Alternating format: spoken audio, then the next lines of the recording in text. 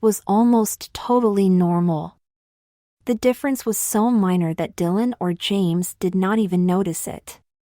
James had his roommate's cup of coffee waiting for him as he woke.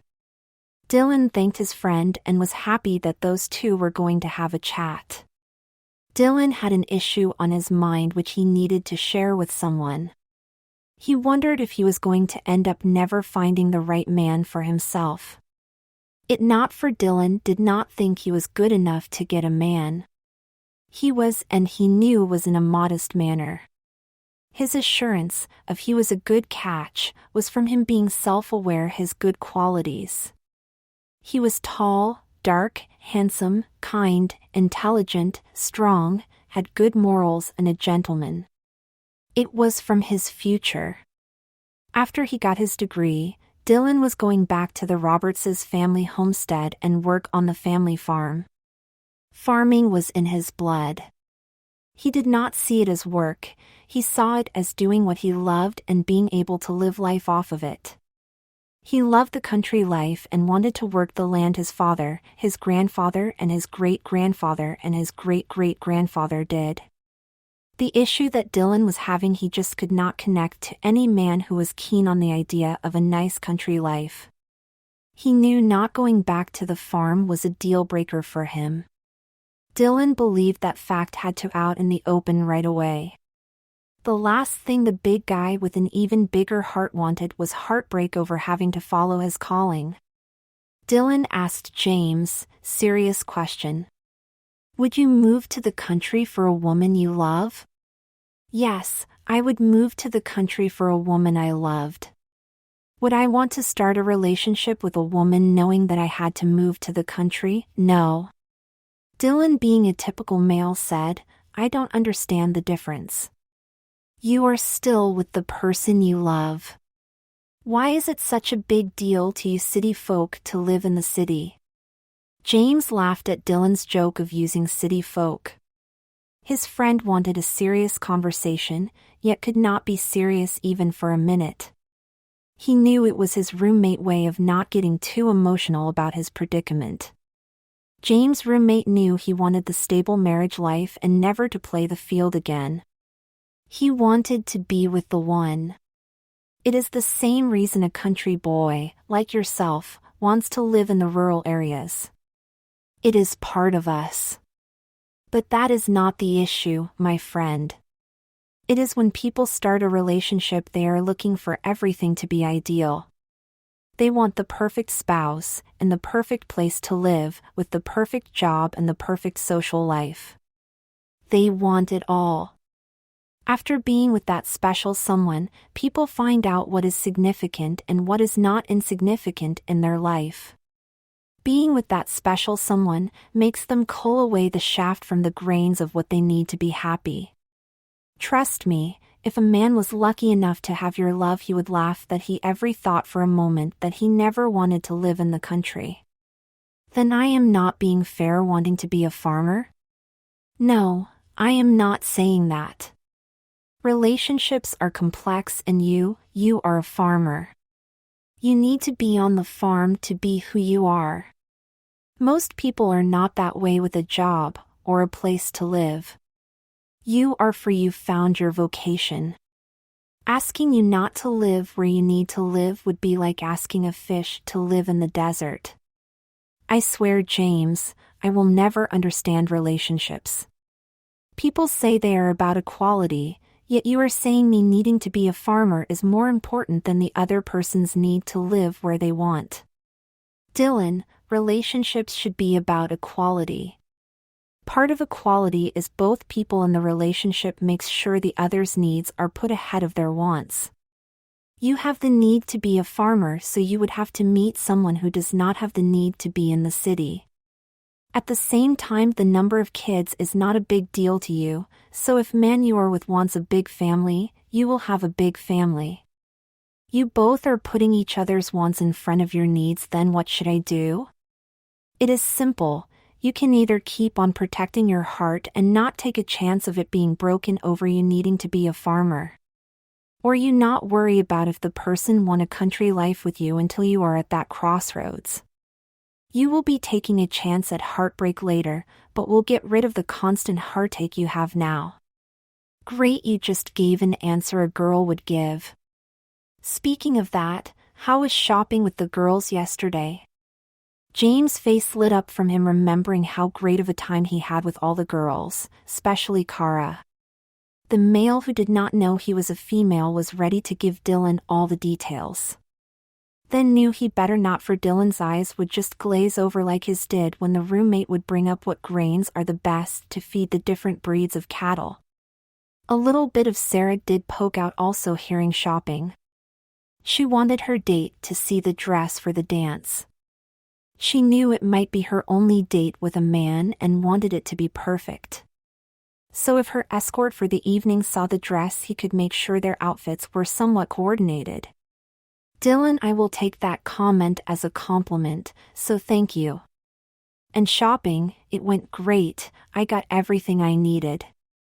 Let me show you what I will be wearing on our date. I really do not care what you are wearing, and it is not a real date. I know you don't care, and also I know is not a real date. I just want what our outfits to match. As James pulled up the web page of the apricot bodycon dress, Dylan said, "You are taking this serious." Why would I not? You know I don't do anything half-assed. I need to experience a proper first date as a female. Ladies want a couple to look like a couple. With people who are first dating not having that personal connection to show the world they are a couple, women like to have physical signs, and our outfits matching would be one. By the way, you will call me Sarah on that weekend. This is so I am in the right frame of mind. I will be Sarah other than when I call my parents. Plus I wanted to show you the dress for Kara loves it. Dylan was going to say something about James always wanting to use a female name until he heard the name Kara. He rolled his eyes when James brought up Kara. The days getting shorter, the leaves changing colors, and James' annual crush on Kara were all signs of autumn was upon us. Dylan was not ready to hear James pine about Kara yet again. Dude, why don't you just ask her out already? This will be the third fall you talk to me about how wonderful Kara is, and by the time you do anything she is on to the loser of the year. The last 2 years James had a crush on Kara and took to. He would wait and bide his time until the right moment, which never came. Then Kara would be with some guy who only saw the good in. Her freshman year it was Mick, a boy who was drunk more than he was sober. Then sophomore year it was who everyone called Sticky Fingers Eddie. The nickname came from what made him a bad catch. I will after this project. Me and Kara are becoming very close, but she saw me dressed as a woman. Come on, would you date a guy you saw in dresses? I really do not think I have a chance, but our friendship is so much closer now. The answer to his dating dilemma came to Dylan as he responded to James' question. The man who gained insight knew that Kara would never want to date a man who wore dresses, but she would so date James if he did. I would if he was happy living on the farm. I get what you were saying now, thanks dude. After hanging up the phone with his parents, James knew his father could never find out about this project. With Sarah coming to the surface after a long exile, how the elder young brought up James' sex and gender an unnatural amount of times in the conversation bothered him. Instead of actually having a conversation with his dad, all James could think was, why is he so fascinated in me being a man? If James did not know better, he would have sworn his dad was trying to convince himself his son was his son and not a daughter. James was right. Marcus Young was trying to convince himself his son was his son and not his daughter. Yes, it was only once he caught James in a dress playing with dolls, but how his son was so matter-of-fact in the dress was not right for a little boy. Marcus would not have freaked out if James would have been acting like he was playing dress-up. From that day there was a strain on the father and son relationship. It was for Marcus quit treating James like his son and like someone he was training. If James was not a boy, his dad was going to teach him how to be one. James only knew 3 techniques to train: fear, intimidation, and to wear his pupil down. He became a taskmaster to James. At first, Marcus was hurt that there was an emotional disconnect between him and James. Then when Marcus became pleased when he saw that it made James more independent, driven, and stubborn, all traits the father thought were masculine qualities. The taskmaster knew not having a close relationship with his son was worth it. He'd much rather have his son not be close to him than being one of those confused freaks in a dress. Being tough and cold toward James was the most loving act Marcus believed he could do. James being independent, driven, and stubborn were not signs of him becoming more masculine. They were signs that he was a strong person. The boy, who was just a brilliant disguise, knew that Sarah was in danger as long as her father was around. Those 3 traits made him strong enough to hide Sarah away, even from himself. Even with James not knowing he was really Sarah, they were the same person. He was part of her personality, not a different one. James was just in denial of he was a she. Sarah made sure James was also conned in believing he was not more than he thought he was, for she knew that was the only way she could survive and be protected from Marcus. Now Sarah was using her traits of being independent, driven, and stubborn to become visible to the material world and also in her own consciousness. Dr. Alagi's assignment was the perfect opportunity for Sarah to come out from the recess of her mind. She knew it was a little early, with just about 2 years of college left, but reminding herself of who she was now would be so much easier on her psyche than after college.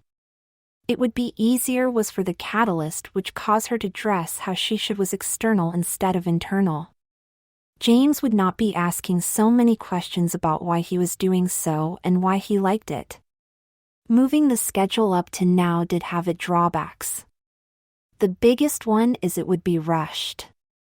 Even with knowing she was a woman, Sarah had no idea of who she was. She would have to do a lot of self-growth in a weekend. She knew she would have to go back to being James for a while after the project. That did not matter, for she would be too far out in her mind for James to be able to deny who she was anymore. It would have been great if she could transition after just a weekend out in the public. She also knew that it would have been great if pizza had no calories. Both of those wishes had one thing in common: they would never be true. No one puts on a dress for a couple of days and then just accept that they were a woman their entire life. If that happened, then that person was just weak and was not happy with who they were more than they were a female. Another drawback of becoming Sarah was that she would have to deal with her father. He would not be happy at all. Sarah was lucky that there was not much he could do about it. She was pretty much self-sufficient. School was paid for by a full academic scholarship. With how great the girls were about the project, she knew she could stay there over the breaks. The summer would be tricky, but she would worry about that when the time came. Sarah knew 2 weekends from now was paramount in her personal growth and just hoped that somehow James made the right decisions on the way up to it to make it easier. It would be great if he spent more time around the girls. They seemed to be coaxing her out of him. Even that bitch Lilith, her nasty attitude towards James made him face the hard decision of just accepting being a female to prove her wrong. In her cell, Sarah grinned as she thought of how she was going to tell that lady with a nasty attitude off when the time was right. Even with no one else at the apartment, Lilith, with a package in hand, looked both ways as she went into her bedroom. The last thing she wanted was for the ladies who shared the apartment with her to see her next surprise for James. They would ruin it by stopping her from giving it to him. As she opened the box and looked at its contents, she liked what she saw. Oh, it was over $300, but worth it. That was a lot for most college's students, but not Lilith. Her daddy gave her a generous allowance, and if she blew through it, she would just ask him to send more money. He always would. The girl from a broken family knew exactly what buttons to push her daddy to get her way. Lilith's mom left her dad when she was a toddler. That made the young girl feel like her dad abandoned her. Lilith did not know who left who, she just knew her daddy was not there anymore. She felt even more abandoned by her dad when he got remarried, even with him wanting her to be the flower girl. He did all he could, but it was not what Lilith needed, more time with her dad. Mr. Nigel Rose did make sure that he got every moment of his time with her, but Lilith's mom, Carla Espinosa, did not make it easy. She would be late to give Lilith to her ex-husband and then insist that he showed up early on to return Lilith. Carla would always deny changes which Nigel wanted to get extra time with Lilith. Lilith was her daughter and Carla felt she did not have to make accommodations for others. Her stepfather, Christopher Turkleton, did not warm to Lilith, it was for she was not his biological daughter. He was a good man, a good father, not a good stepfather. His kids were his world and was not able to see that family was beyond blood.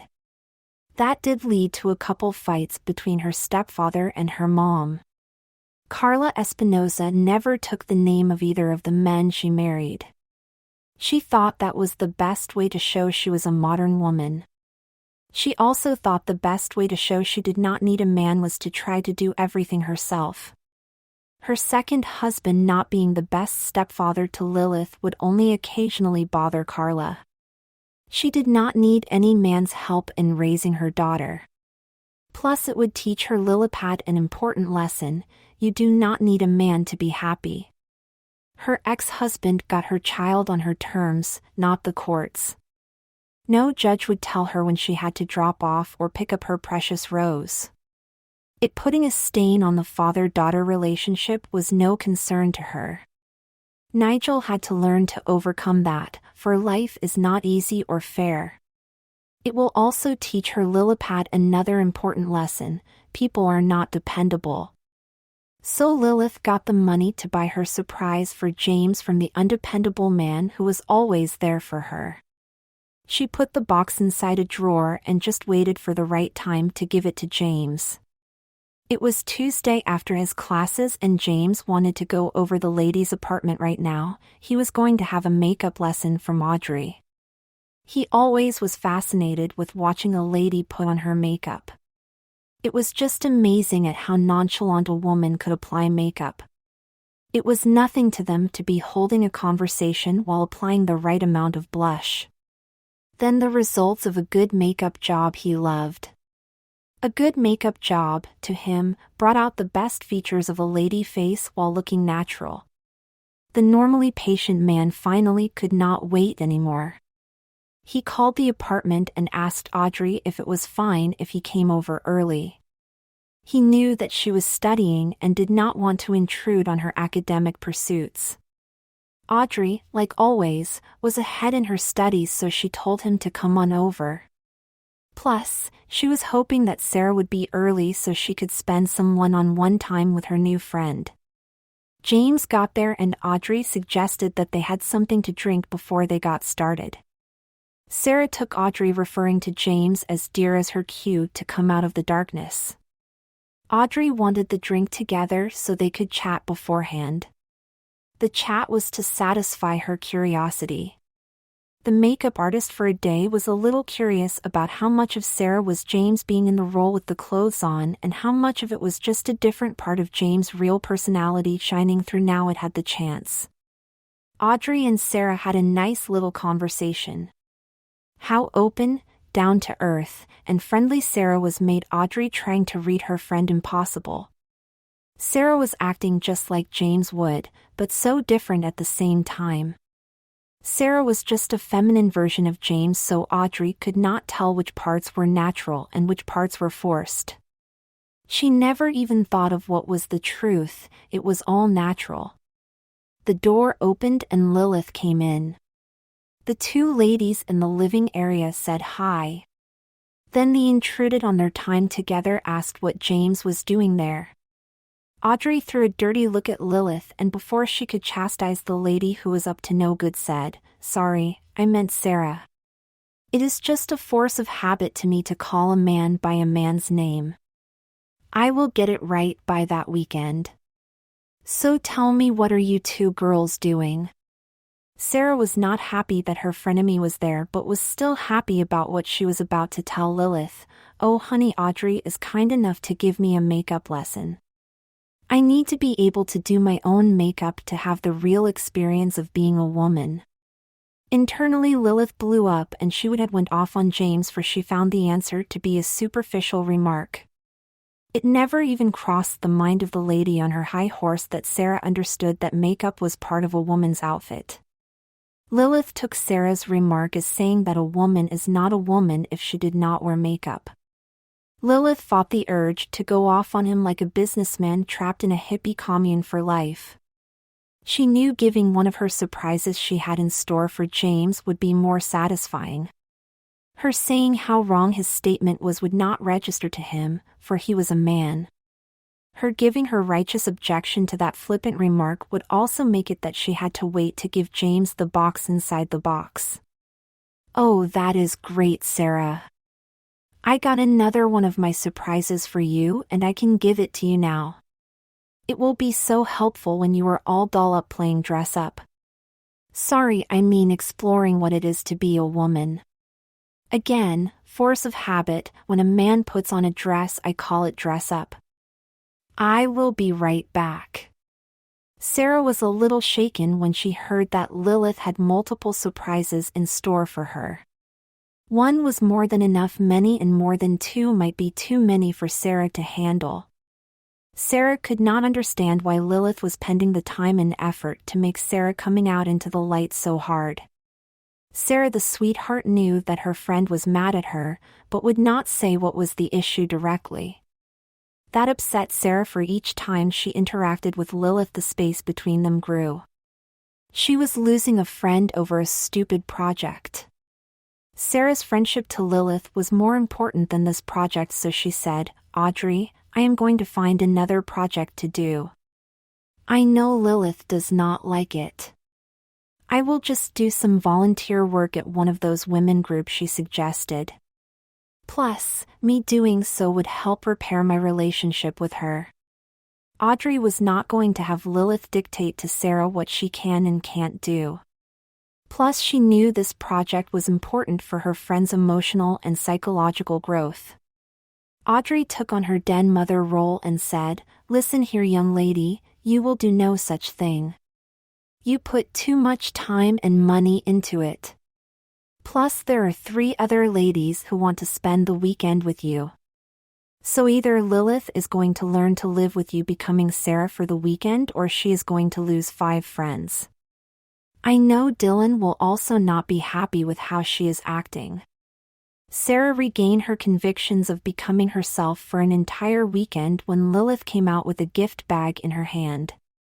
The lady, who was going to teach James a real lesson, wanted to be up close when her friend saw the surprise.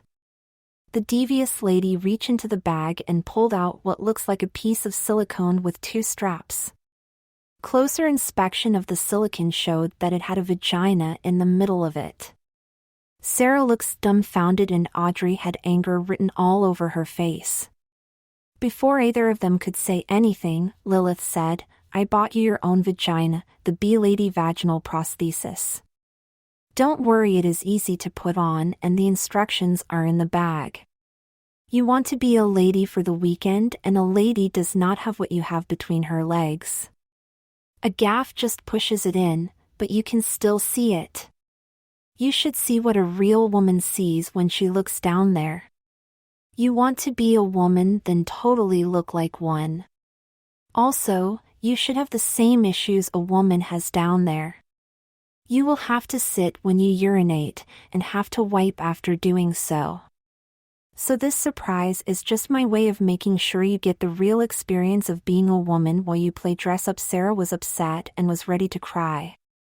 Lilith knew that man in front of her was going to admit he could never be a woman.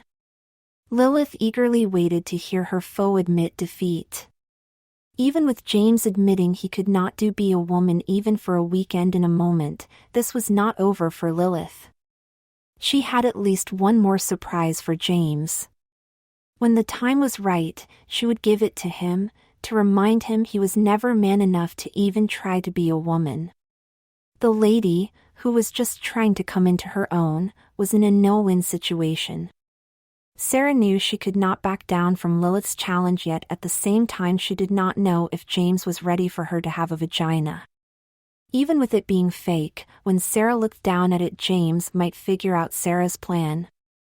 If he did, he would go into full protect mode and throw Sarah into lockdown. Sarah knew what she had to do: carry on and move forward. She believed how stubborn her and James would probably make her male persona believe that he was doing this just to prove Lilith wrong. Sarah was ready to take the risk of ruining her early release. She had a couple little tastes of freedom and yearned for more. After regaining her composure, Sarah said, "Thank you so much for being so considerate, Lilith. I did not even think of that. I was a little taken back by me not being so inconsiderate, so it took me a moment to gather my words. Thank you again for helping making my path to womanhood for a weekend a much real experience." Sarah grabbed the prosthetic vagina and put it back in the bag. Then she got up and hugged Lilith on her way to Kara's room to change into something more fitting for a woman. Audrey did all she could not to laugh at the look of disdain on her roommate's face. As soon as Sarah closed the door behind her, Audrey went off on her former friend. "I already said that is enough. You should not be treating Sarah in that manner. Oh, come on, Audrey, his name is James and he deserves everything I am doing to him and more. He is making a mockery of me and you. I have no idea why you are playing along with this. I thought you were a strong woman. You are not. His name is James, but right now he is not him. She is Sarah. I do not know what is going on, but I tell you one thing, this is not a guy playing dress up. Sarah has a strong feminine quality about her. If you would take the time to see her as your friend and not as someone who is against you, Lilith, you will see it also. I suggest that you leave right now before you say something you will regret." "Don't you mean before I regret?" Audrey, staring a hole into her roommate, said, "No, I am regretting holding my tongue and not speaking my mind fully with you. Now go, I have no time to suffer fools and you are acting foolish." Lilith knew she was not going to talk any sense into Audrey and left. Just like the other 2 times Lilith met Sarah, she slammed the door as she left her apartment. She knew leaving was the prudent course of action. The last thing she wanted was do any more damage to her friendship with any of her roommates. Yes, they were acting foolish, but they did not understand the struggle of being a woman like she did. If they did, they would not be helping James make their gender something trivial. She did not hold what James was doing against them, in fact she already has forgiven them. Lilith was just going to wait to show them the truth. Sarah, naked in Kara's room, was going to put the breast forms on first. She remembered how heavy they were and decided they would be put on last. She then put in the hair extensions and the hip enhancers. Sarah took a deep breath, for now was a moment of truth. It was time to put the prosthetic vagina on. The nervous woman was tensed as she put James' penis into the pouch. Sarah could not look as she finally slid her vagina into place. Quickly, to take her mind off of what her groin looked like now, she applied the medical adhesive to her breast forms and put them on. It was time. Sarah had no choice, she had to look into the full-length mirror. She saw a real woman looking back at her in amazement. There was not a trace of manhood on that body, and that fact Sarah smiled. In the most feminine voice to ever leave her lips, Sarah triumphantly said, "I am Sarah." Those 3 words had a ring of truth to them. They were also empowering to her. Saying those words in the right tone were like a magical spell which gave Sarah even more strength and determination to be who she always was. The strong-willed woman knew she could be herself. She can be Sarah, for she was now Sarah. Slid her panties on and twisted her new curvy hips in the mirror. She giggled at how well her figures look and was pleased with how she enjoyed the movement of her breasts that went along with it. Then she put on her bra. Now the hard part, what to wear. She wished that she had a nice pair of tight jeans to show off no bulge down there. That desire helped her make her decision, the outfit Lexi picked out. Those leggings would show her new off-womanhood off. She quickly put the leggings and the purple blouse with bat wings on and ran into the living area. Audrey was pleased to see how full of life Sarah was. Sarah said, "Hiya, honey, don't I look great?" I know Lilith was being a bitch, but she was right. Her surprise hides that penis so well. No bulge down there. I wish I had this while we went shopping. I would have got those jeans I love. Audrey had no idea how to respond to the last part of Sarah's comment. The supportive lady did what her mama taught her in this kind of situation. She said something supportive. "You would look nice in jeans, dear." Sarah smiled from those kind words and said, "I know, now let's get to you showing me how to do my makeup." Audrey knew she should have been, but was not amazed at how quickly Sarah picked up doing makeup. She was a natural at it. Audrey took a chance and asked, "Dear, do not take this question wrong. Have you put makeup on before?" Sarah was too blissful to see that innocent question in a bad light. "No, I haven't. As James, I would always watch women put on makeup when he could. I guess some of seeing it rubbed off on me." Audrey did notice how Sarah referred to James in the third person. She was not going to pry more into it. It did make her think that her first assumption could be wrong. Most crossdressers did not refer to their male side in that manner. After Sarah was done applying the makeup, she ran into Kara's room and then ran back out just as quickly. She hugged Audrey. "I love how I look. The makeup goes perfectly with the outfit. I am so lucky that you had the right shade of purple for the eyeshadow. It pops out my eyes and also goes so well with the blouse." Those two talked until Lexi and Kara came home. Audrey had to keep reminding herself it was a man she was talking to. She found that ironic, for she thought she would have to remind herself to treat James as Sarah. Sarah was just so real to Audrey that it was hard to see a male while looking at her. Sarah's new friend now hoped that James could deal with whatever was going on. Audrey knew one thing, that she would be there to give Sarah/James all the support she needed. She also knew that she was going to have the least amount to do with Lilith. Lilith was wrong for how she was treating Sarah. Lilith needed to open her eyes to the metamorphosis which was going on with their friend. The four girls enjoyed a nice dinner and ended up playing some spades. As soon as the card game was brought up, Kara and Sarah declared each other teammates at the same time, then giggled in unison. It was time for Sarah to go back to being James, and she changed. Even with being dressed as James, Sarah was still out. She hugged each of the girls before leaving. At the door, Sarah gave Kara a hug which was a little longer than the one the other two got.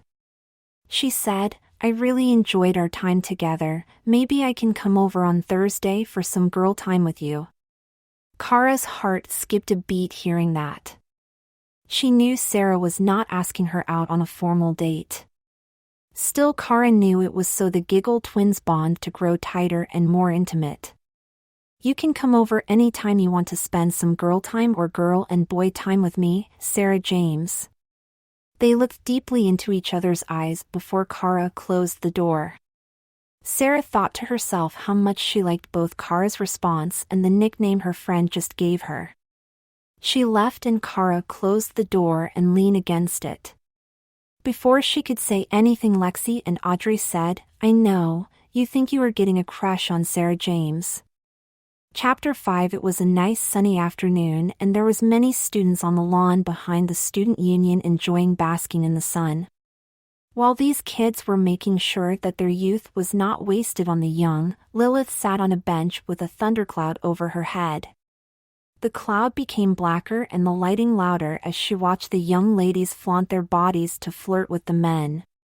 It sickens her that the co-eds only had one technique which worked.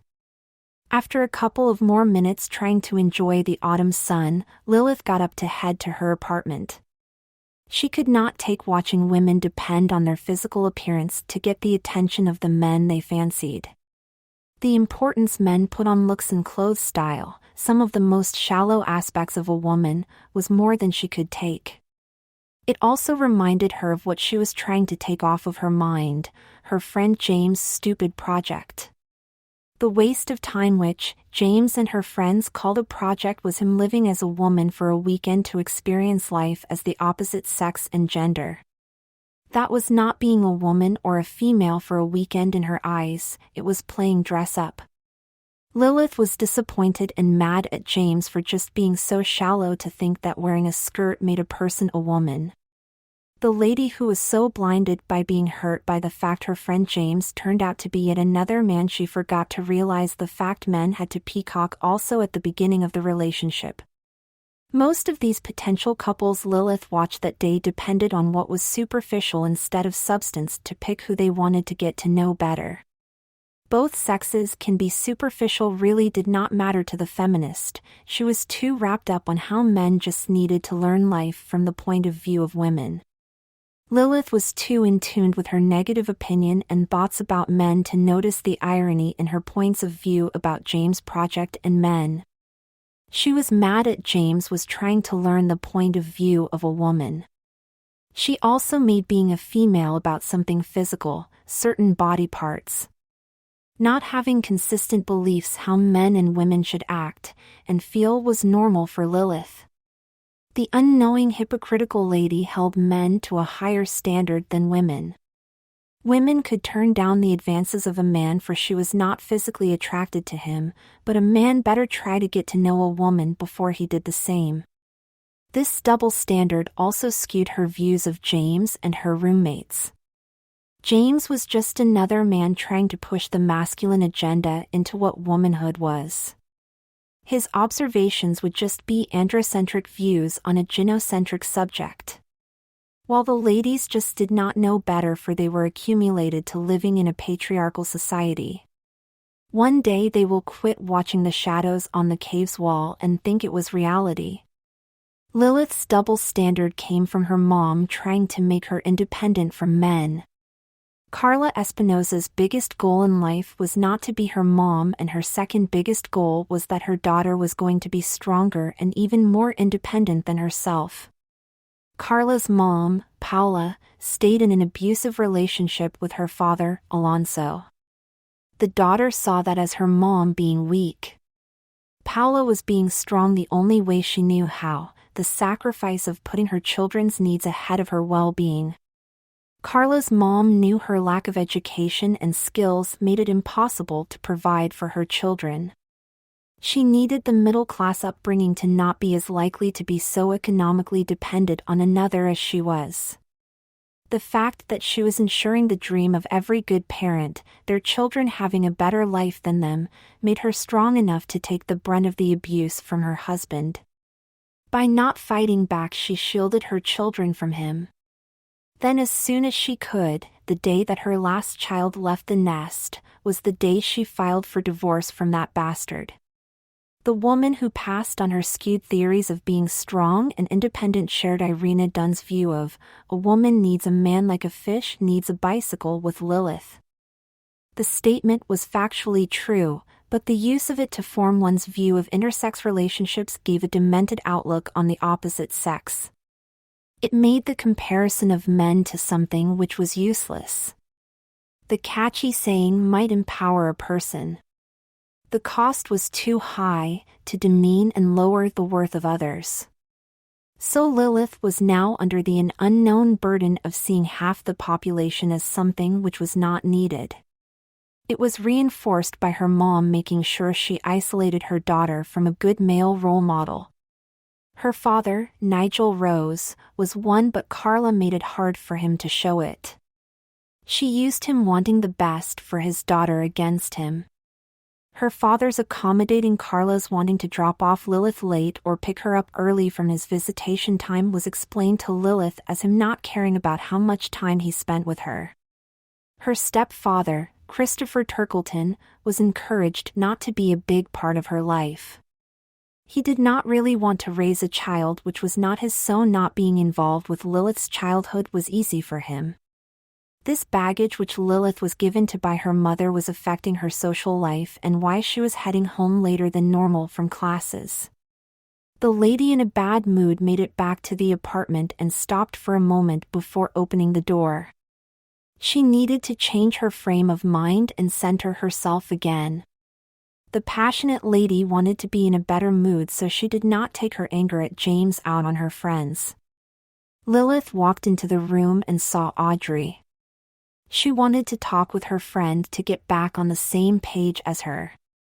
Yesterday those two had a little disagreement about how the other was treating James. Lilith saw Audrey's treatment of him as too nice while Audrey saw hers as too mean. Lilith knew she had to be the better person, so she extended an olive branch by saying, "Hey there, Audrey, how have you been?" Audrey, without turning her head, returned a quick hi back. Lilith's friend was recharging and relaxing after a long day in class and did not want to deal with anything stressful, especially Lilith. Just thinking of how mean that trick Lilith pulled on Sarah yesterday made her blood pressure start to rise. Lilith's persistent attacks on Sarah were just wrong.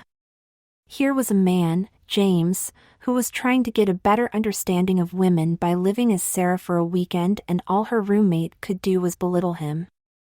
Lilith's actions was making her closest friend on campus change her opinion of her. The young feminist talked all about helping people understand each other, yet when someone was trying to do so, Lilith had the stance that men could never understand women.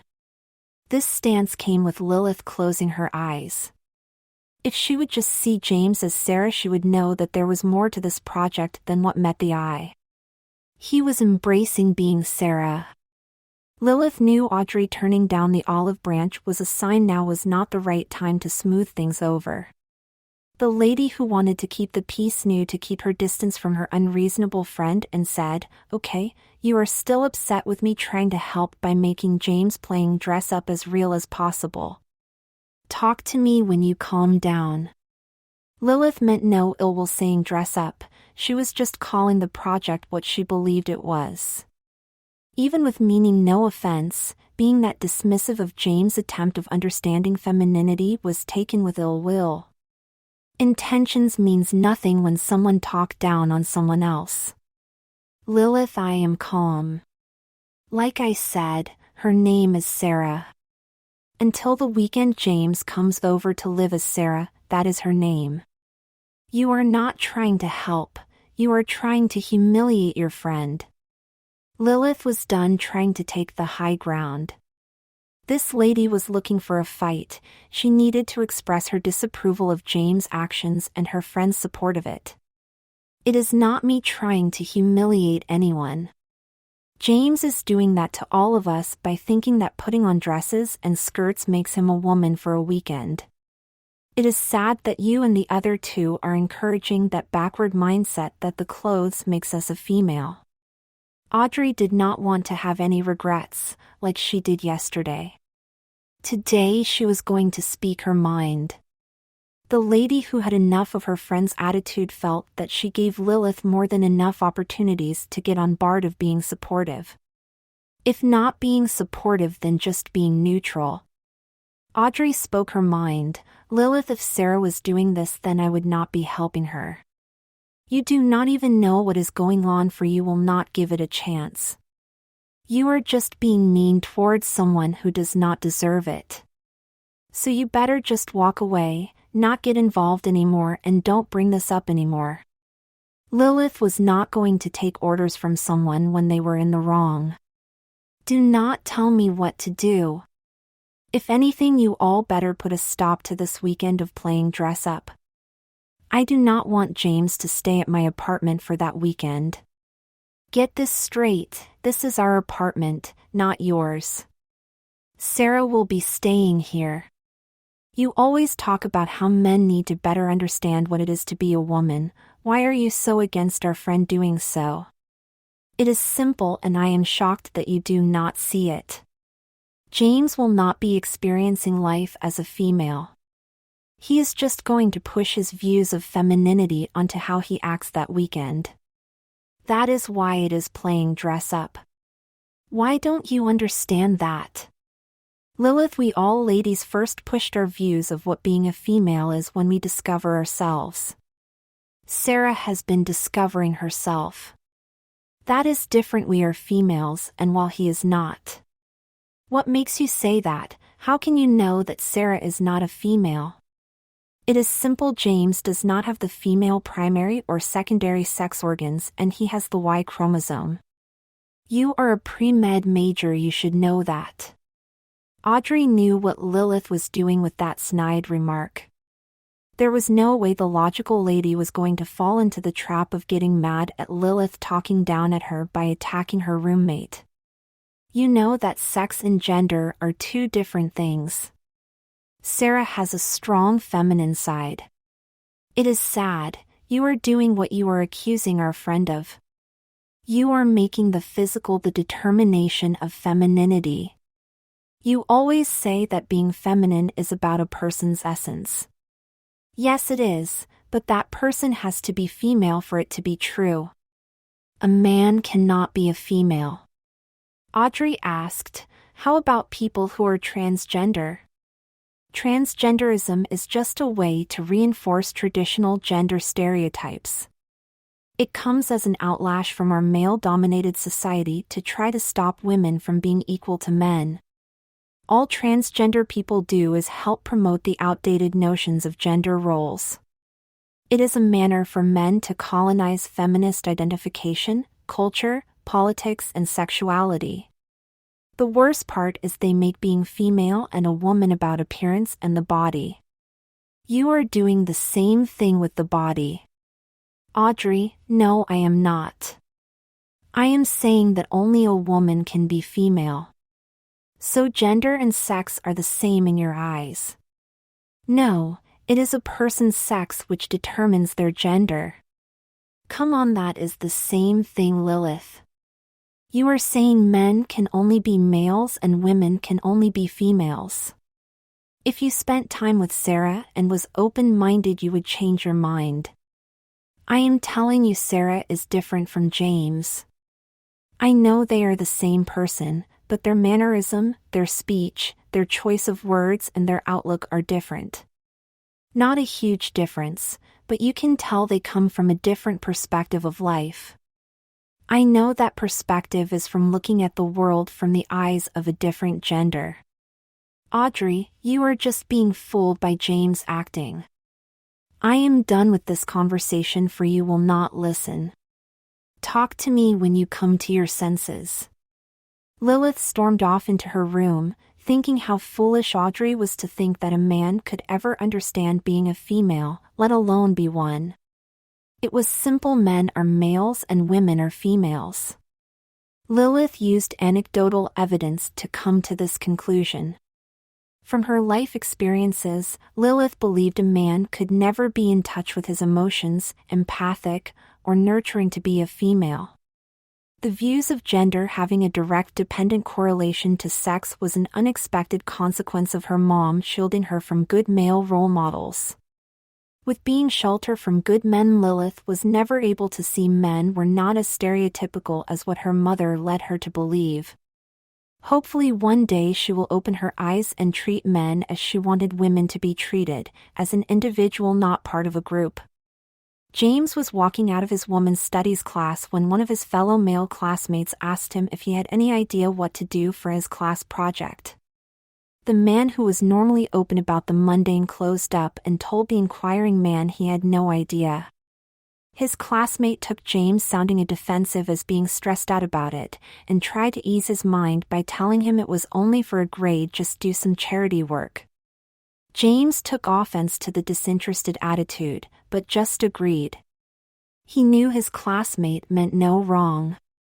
The exchange made the man, with the woman living inside him, think about how one cannot teach acceptance and open-mindedness when his classmate went on his own way. Having students take culture diversity classes was a way for the university to expose students to the others while making them a well-rounded person. The desired results will only happen if the students were on board with it. Most of them were not. More and more society was seeing institutions of higher learning as only glorified trade schools. James knew that him and most of the people in his class were guilty of having that mentality. They were all there to get the required credits so they could get their degree in the field they wanted to enter. James believed the main reason he took the class was the woman-to-man ratio in it. The man who was hiding the truth to himself also knew there was other reasons. James was always fascinated with the fairer sex. He wanted to understand them and also be able to see life from their point of view. The man who wanted to be in touch with his emotions thought that he could be a more well-rounded person by doing so. Yes, that meant the class would have the university's desired effect on him, but it was for the wrong reason. If he did not have to take the class, James doubted that he would. That, of course, was another lie he was letting himself believe.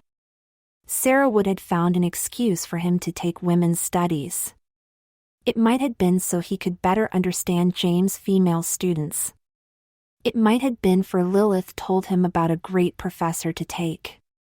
James would have taken the class and not know the real reason, personal growth as the female he actually was. The female inside James was happy that he was questioning if there was any real growth for the students taking the cultural diverse elective. His internal debate distracted her male persona from thinking too much about how much Sarah was enjoying being free once in a while. Being around Kara was also distracting James. His crush being so supportive and opening up more to James when Sarah was out helped him unknowingly start to accept who he was. Kara being respectful to Sarah made James more comfortable exploring the part of his personality which was locked away. Her acceptance of James' feminine side made it easier for James to open up to her. Sarah was losing the fear of her love interest rejecting the real her. Even with Sarah hidden and locked away, she made sure that James' decisions had him really open up to another person. Sarah had to make sure she was found out about when the time was right. James would not have to dig deep into his psyche to find out it was not real if he never formed an intimate relationship or friendship. The distance he kept from his real personality from other made him good friends with many people but a best friend to no one. When people tried to get to know him better, he would always find a way to change the subject. With Sarah coming out more, his good friends were now getting to know James better. It was less than 2 weeks and a few interactions with most of them, but they found out more about James than in the entire time they knew him. The person this affected the most was Dylan. His roommate was getting a crush on James. That was driving Dylan crazy, for he would never try a move on James. James was straight and he was going to respect that fact. Dylan hated when a lady would try to convert him, so he would not do the same to someone else.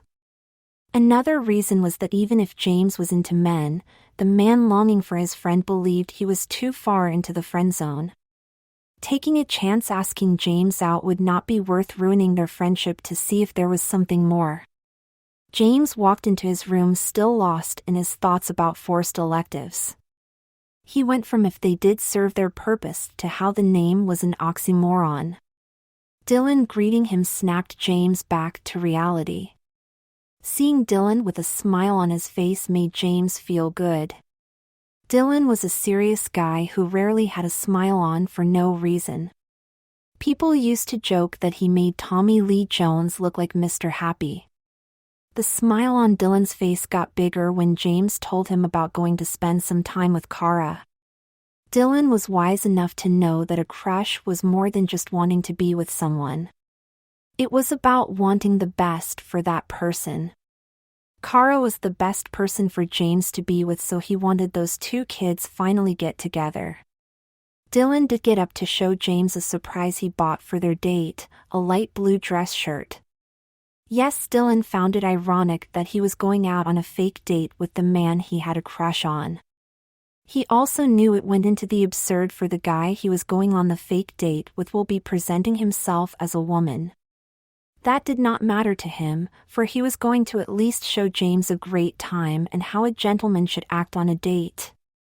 One thing a gentleman should do is look his best, and Dylan was going to do so by having his outfit coordinate with James. Sarah poked her head out when she heard Dylan bring up the date.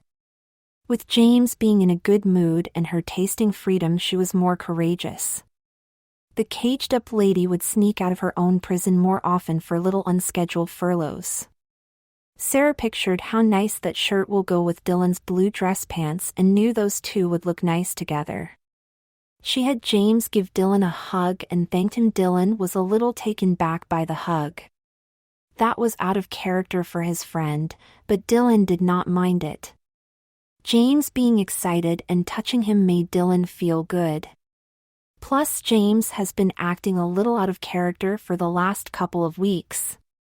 Sarah dashed back into her cell and James did not know what to think about what he just did.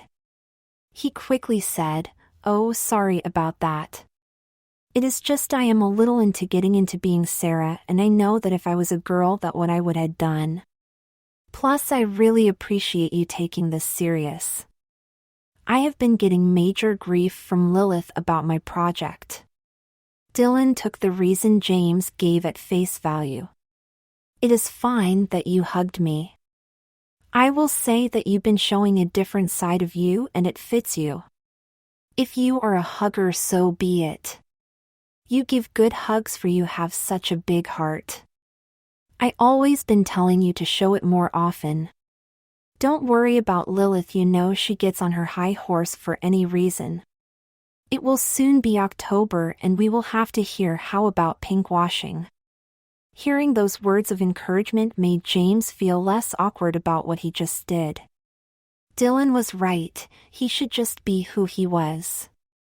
The man who was trying to rationalize what he just did convinced himself that hugging was manly. It was a great way to show emotions by actions instead of words. Little did the man know those lies came from what he was not allowing himself to fully see yet, the female he was. Kara was always a little ball of energy, but Thursday afternoon it was even more so. She had her normal reserve of energy to burn off and then more from being excited. She was going to spend some time with Sarah James. That was the nickname Kara gave to her giggle twin, and she was getting romantic feelings for him. Even with Sarah James being a man, it was hard for Kara to see him as one. At the same time, she did not see him as a woman either. It was like her friend was the perfect mesh of the masculine and feminine. It really did not matter to Kara either, it was Sarah James's essence which she found so attractive. It always was. James just had a gentle strength about him and a bright outlook on life which made her want to be close to him. Her crush looking good as a man or a woman was a pleasant bonus to Kara. Kara knew her sexuality was fluid, this was for she was about finding the right person to complement her, and Sarah James was it. So to burn some of that energy before her friend came over to visit, Kara started to clean the apartment. That was one of the reasons her roomies loved when Kara was happy, their apartment became spotless. Another was her good mood was infectious. Her laugh could put a smile on Squidward's face. The cheerful house cleaner was singing Fun's We Are Young as she was getting the windows and Lilith came home. Hearing her friend just be happy made Lilith forget the rift that was coming between her and her roommates. She joined in the cleaning and sang the guest vocals parts. After finishing the window, Lilith asked her happy friend why the good mood.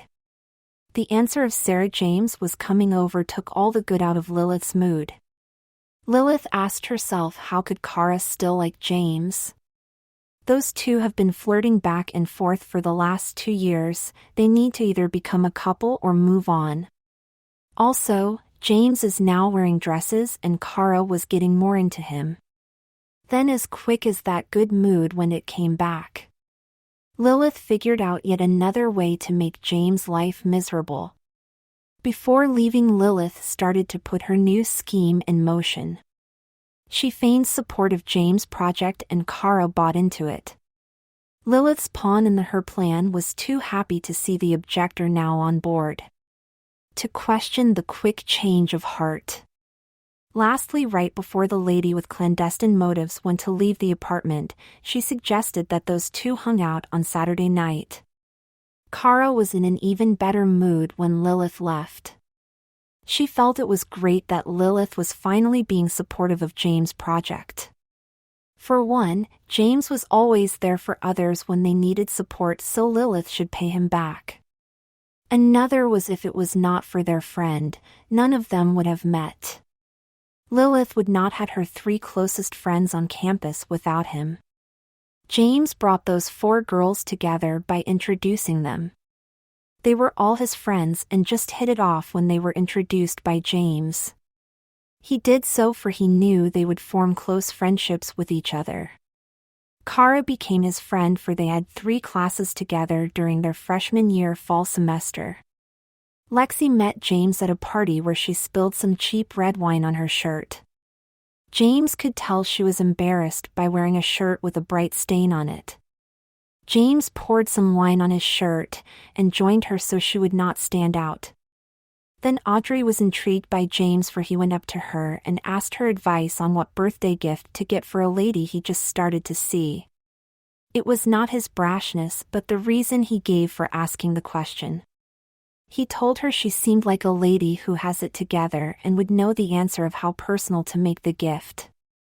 Audrey just wanted to know more about a man who was so intuitive. Lastly, he became friends with Lilith for he matter-of-factly bought her dinner when she forgot her ID at the dining hall. Lilith was not used to an act of kindness from a man for no reason. Lilith was drawn to getting to know the man who was unique. After getting to know the girls a little, James had to make sure they met each other. It was not so his circle of friends would become a more overlapping Venn diagram. He did so for he knew that they would get along great. Those 4 would form a tight circle of friends. James did not know his intuitive sense of those 4 getting along was Sarah poking her head out of her cell. Now those 4 were paying Sarah by introducing her to the real world. Even Lilith, being an antagonist, was paying Sarah back. The lady who wanted nothing to do with James becoming Sarah did not know her being so hostile was making Sarah stronger. Without having to justify this project, James would not have put in the extra effort. Sarah used her male's part stubbornness to get more freedom. That was why she had James on their way over to Kara's apartment. James was able to walk into the apartment complex without needing to be buzzed up, so Kara got a little surprised from the knock on the door. She quickly ran to open it and the 2 giggle twins greeted each other with a hug. James thought Dylan was right, he should hug more often. Kara offered James a drink and he politely declined. Sarah had no time to enjoy a glass of anything right then, she needed to get out and about. The lady who was going to see daylight had James tell Kara that he was going to change right now and suggested they chat while he did his makeup. James put on the body modifications along with the hair extensions and Sarah started to emerge again. Even while basking in freedom, Kara's new best friend did give a sigh out as she put on her leggings. She wished there were more outfits for her to choose from. After putting on the purple tunic, Sarah called Kara in the room. Those 2 started to chat as Sarah fully came out. Kara was waiting for Sarah to ask for help with the application, the makeup. After a moment of being ready to help a friend, Kara knew her friend was as good as an old pro at it. Even with how at ease James was at being his female alter ego, Kara was still amazed at how good Sarah was. The time Kara and Sarah spent together was ordinary, but since it was with each other, it was special to both of them. Other than two friends' bond of friendship becoming tighter and them becoming more fond of the other, nothing significant happened that night until close to the end. Sarah did not want to wait until after the project was over to ask Kara out. Dylan was right. If she waited, then Kara would end up dating someone who was not right for her. More importantly, Sarah knew it would be easier for James to accept he was part of her if the lady of their shared affection said yes to a date with them while Sarah was in charge. Sarah came up with a plan to also make this more palatable to her protector persona, have the date be with her as James. With a little shyness in her voice, Sarah said, "Hey Kara, can I ask you something?" Kara became as eager as a grandmother about to hold her grandchild for the first time to hear the question. She knew it had to be what she wanted, Sarah James to ask her out. "You can ask me anything." Sarah could not believe that her voice cracked as she said, "Do you want to go see a movie?" "Any movie. I do not care about the movie." "It does not have to be a movie." "Do you want to spend time? Do you want to go out on a date with James this Saturday?" Kara did not even notice that Sarah referred to herself in the third person. Her smile grew as Sarah was talking. The lady who was taking a chance was getting more confident as she saw the reaction on Kara's face. Kara almost said yes before her friend could finish the question, then when the smitten girl heard the date, the smile went away. "Sarah James, I am sorry I cannot go out with you on Saturday. I have plans with Lilith already. How about after your project we will set it up?" Even with knowing it was not a rejection, Sarah was still disappointed. There was a part of her that thought that Kara would not want to date another female. The brave lady believed if Kara could not form the right feelings to see if those two could be a couple, that was fine. She wanted the best for Kara and was not going to push it. Sarah did gather her strength to sound as confident as possible when she replied, "Great, then Sunday after I change back into James' clothes we will set up a date." Kara has waited off and on to be asked out by her friend for the last 2 years. She could wait 2 more weekends to set the details.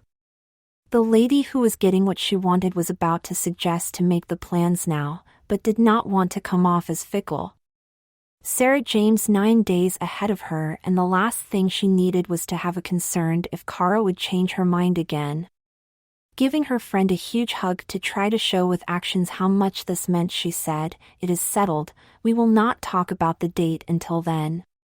When Sarah changed and went back into male mode, she conveniently forgot to take off the prosthetic vagina. James was already saying goodbye when he noticed. The man who was becoming more of the female he was did not want to ruin the hug by running back to Kara's room to take it off. Plus, Sarah planted the thought that it was not best to remind Kara about it before the date. The two want-to-be lovers gave each other a long hug, and after the embrace those eyes locked. James was going to go in for a kiss. Kara wanted him to. Sarah had other ideas. She wanted her first kiss to be perfect, after a great first date. Sarah was a little naive, for that was only a perfect first kiss on television. In real life, the perfect first kiss was that moment, spontaneous and an unwritten promise of what was to come between those two. After closing the door and then leaning against it, Kara made a confessional which no one heard, but she wanted everyone to know she loved Sarah James. Saying her words out loud eased doubts about not changing, setting the date for sooner. Nothing bad could happen in 9 days. Meanwhile, as Kara reassured herself she was finally going to get her dream date, Lilith was coming back to the apartment, knowing her plans to ruin the new relationship between Kara and James was going smoothly. As soon as the Machiavellian lady came into the apartment, she said with joy in her voice, "Kara, make sure you wear something sexy on Saturday. I got us a double date." Chapter 6. James was enjoying walking a nice pace stroll back to his dorm room while under the light of the full hunter's moon. He was just happy to be and was going to savor the joy of being happy for the sake of happiness. The man who just got more in touch with his real self just felt alive. This feeling of being alive came from him forgetting to take off the prosthetic vagina Lilith bought him to make him pay for thinking he could feel like a female by just dressing like one. His vigor for life was not brimming of energy which people have when they are full of life. It was James was slowly becoming self-aware of who she. He was finally looking behind him to see exactly what was casting the shadows on the cave's wall and liked what he saw. For the first time in his life, James was in tune with his surroundings. James just felt all of his senses were better, his eyesight was clearer, he really noticed the detail of the lion statue in front of the campus entrance. His sense of smell was crisper, he liked the light scent of pumpkin and nutmeg he noticed when a lady holding a coffee walked by him. His touch more deft, he felt the unevenness of the dirt path he took. His hearing was more profound, he could have counted the crickets' chirps if he so chose to, and lastly his taste was more refined, he noticed the gentle sweetness of the apple he was eating on his way home. James' state of being connected to the moment and having his senses more fine-tuned came from him having his guard down about Sarah. For first time in his adult life, James had full use of his mind, instead of parts of his subconscious maintaining in Tower of Iron will to keep Sarah in. He also did not have to deal with Sarah trying to thrust into his mind to peek at what was happening. James' enjoyment of just being was contagious to others. His smile and positive outlook infected anyone who saw him.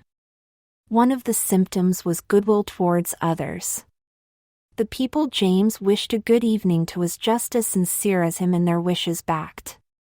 If patient Zero would have wandered around campus, instead of returning to his dorm room, that night there would have been an outbreak of unbridled happiness.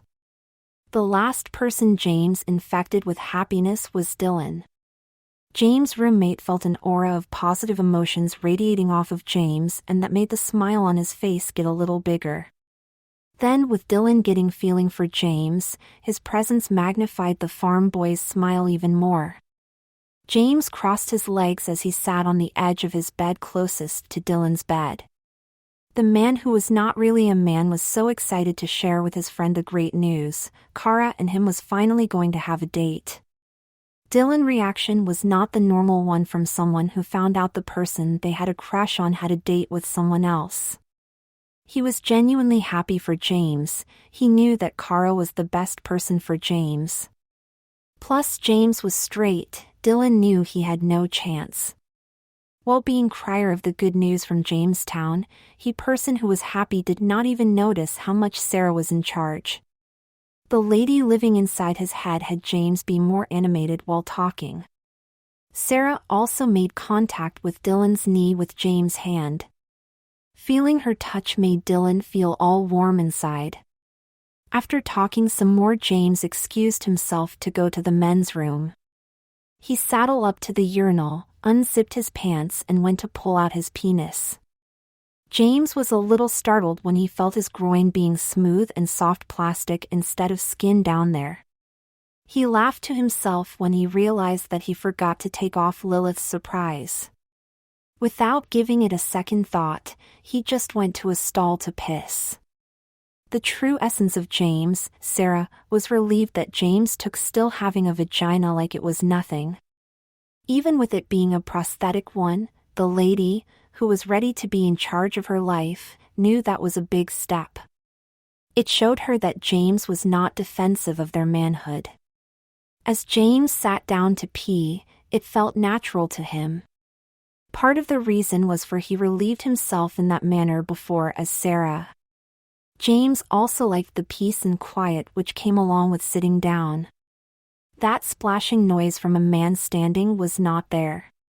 Finally, he could really relax when urinating.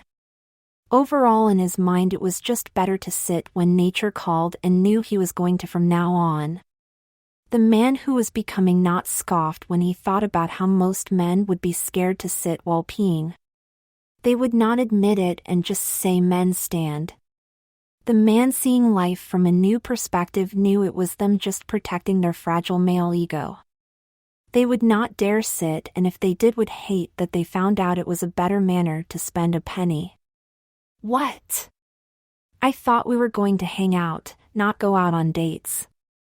I would also never had thought of you as the type to play matchmaker, Kara said to her friend.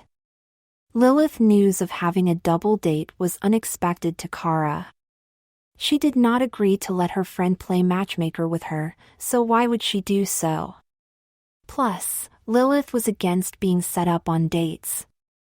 It reminded her too much of arranged marriages.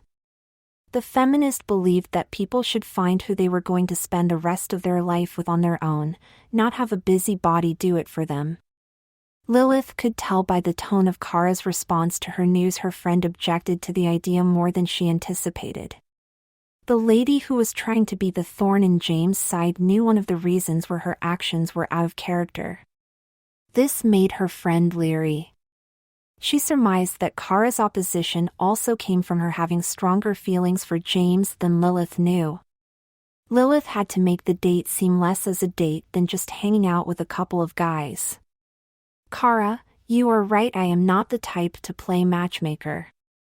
I should have been clearer. I have a chance to see a man I am interested in and just wanted it to be in a more casual setting. You know, so it is easy to let him down if I do not find him what I thought he was. It would really help me out. The reasoning behind Lilith's cover story showed why her conviction about James being wrong with his women's study project were so strong and unmoving. She could not, for a moment, think that she was wrong or the reason something didn't go right. The lady with a too high of an opinion of herself knew it would be crazy for her to think if the man she was using to get Kara to go on a double date would not want to be with her. In her eyes, Lilith could have any man she wanted eating out of her hand. Having that high opinion of herself was right. She had a body like a mountain road, long, curvy, and dangerous. Her words were like antifreeze, could thaw any cold heart, sweet and deadly. Lastly, her point of view, needing a man like a fish needs a bicycle, made think that having one was a frivolous. The lady did not emotionally invest herself in the relationship, so she could easily move on from it at any point. That made it so she would never compromise, so she only stayed with men who would eat out of her hand. Lilith could see that Kara was still dithering on whether to say yes or no. The lady who needed a yes for her plan to work knew that even with her helpful attitude, Kara was still hesitant to say yes. To move the scales in her favor, Lilith played on their friendship. Come on, Kara, helping each other out is what friends do. It is only a date, nothing major. As the reluctant friend gulped once, Lilith knew she played her friend. Okay, Lilith, I will go. Just from now on, please, no more setting me up. Also, do not tell Sarah. Lilith got what she needed from Kara to start her new plan to get back at James, so she quickly excused herself. Thanks, and I will not ask you to be set up a date and not tell Sarah. I am getting used to calling him Sarah. It is starting to have me see him as a female. I am going to get to bed. Lilith's words was factual but not truthful. She would never ask Kara to be set up again. The next time Lilith was going to spring the date on Kara at the last and most inopportune moment.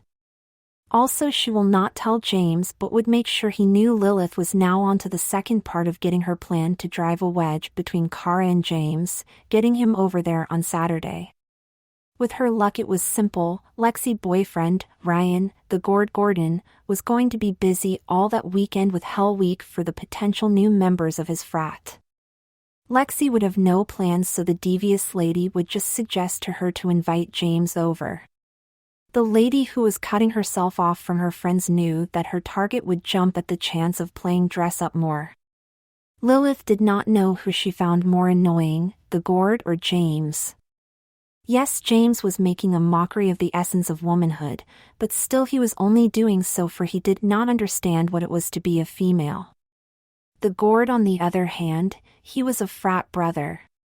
To this modern woman, fraternities and the Greek system were one of the worst aspects of the patriarchal society which was holding down true equality.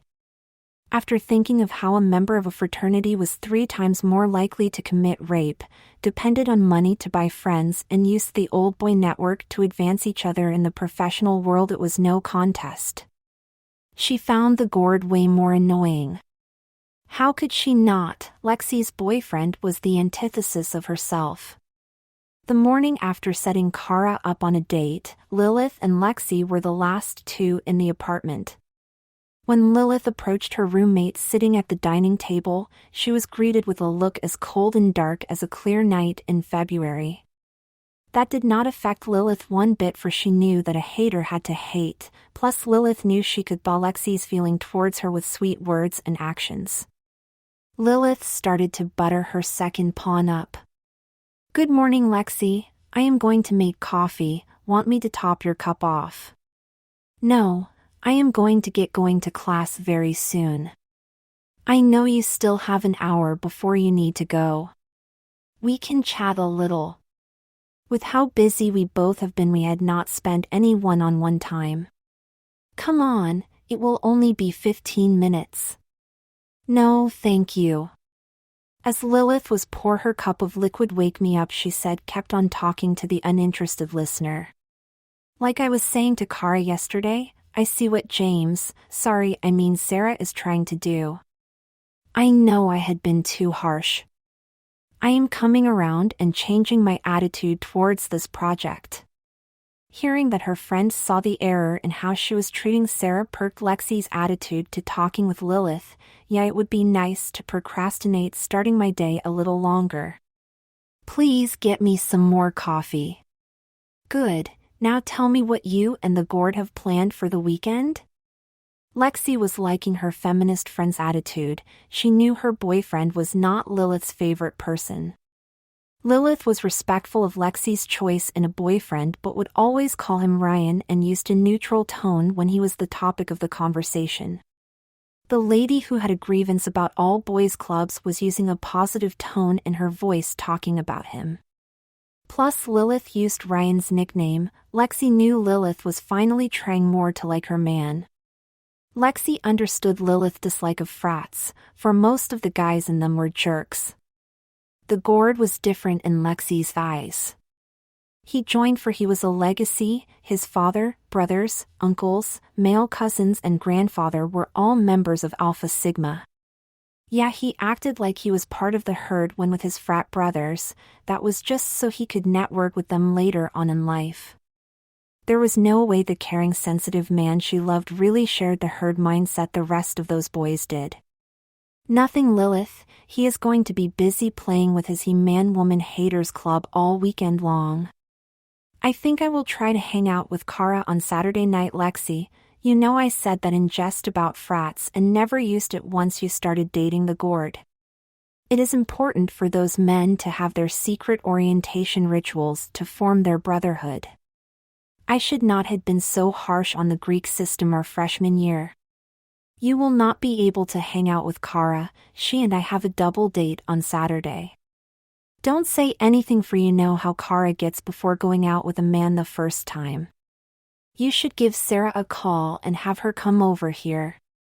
I know she wants to be as comfortable as she can be in those clothes, and having some more time would help. She is taking this project serious, and that is why I am changed my mind about it. That is a great idea, hanging out with Sarah, and I will keep quiet about the date." As those two finished their coffee, Lexi was glad to see Lilith fun side out. Lexi loved her friend but felt she needed to be not so serious about the issues in life all the time. Lilith should lighten up more often and people would understand her concerns for how important they are. Lilith might be theoretically right, but life is so far beyond just being black and white in which those theories need to work. Lilith was more relaxed with the response she got from Lexi. It felt great that the lady she was using as a tool was so gullible to buy the story she was sold. Lilith had to do everything in her power to not laugh.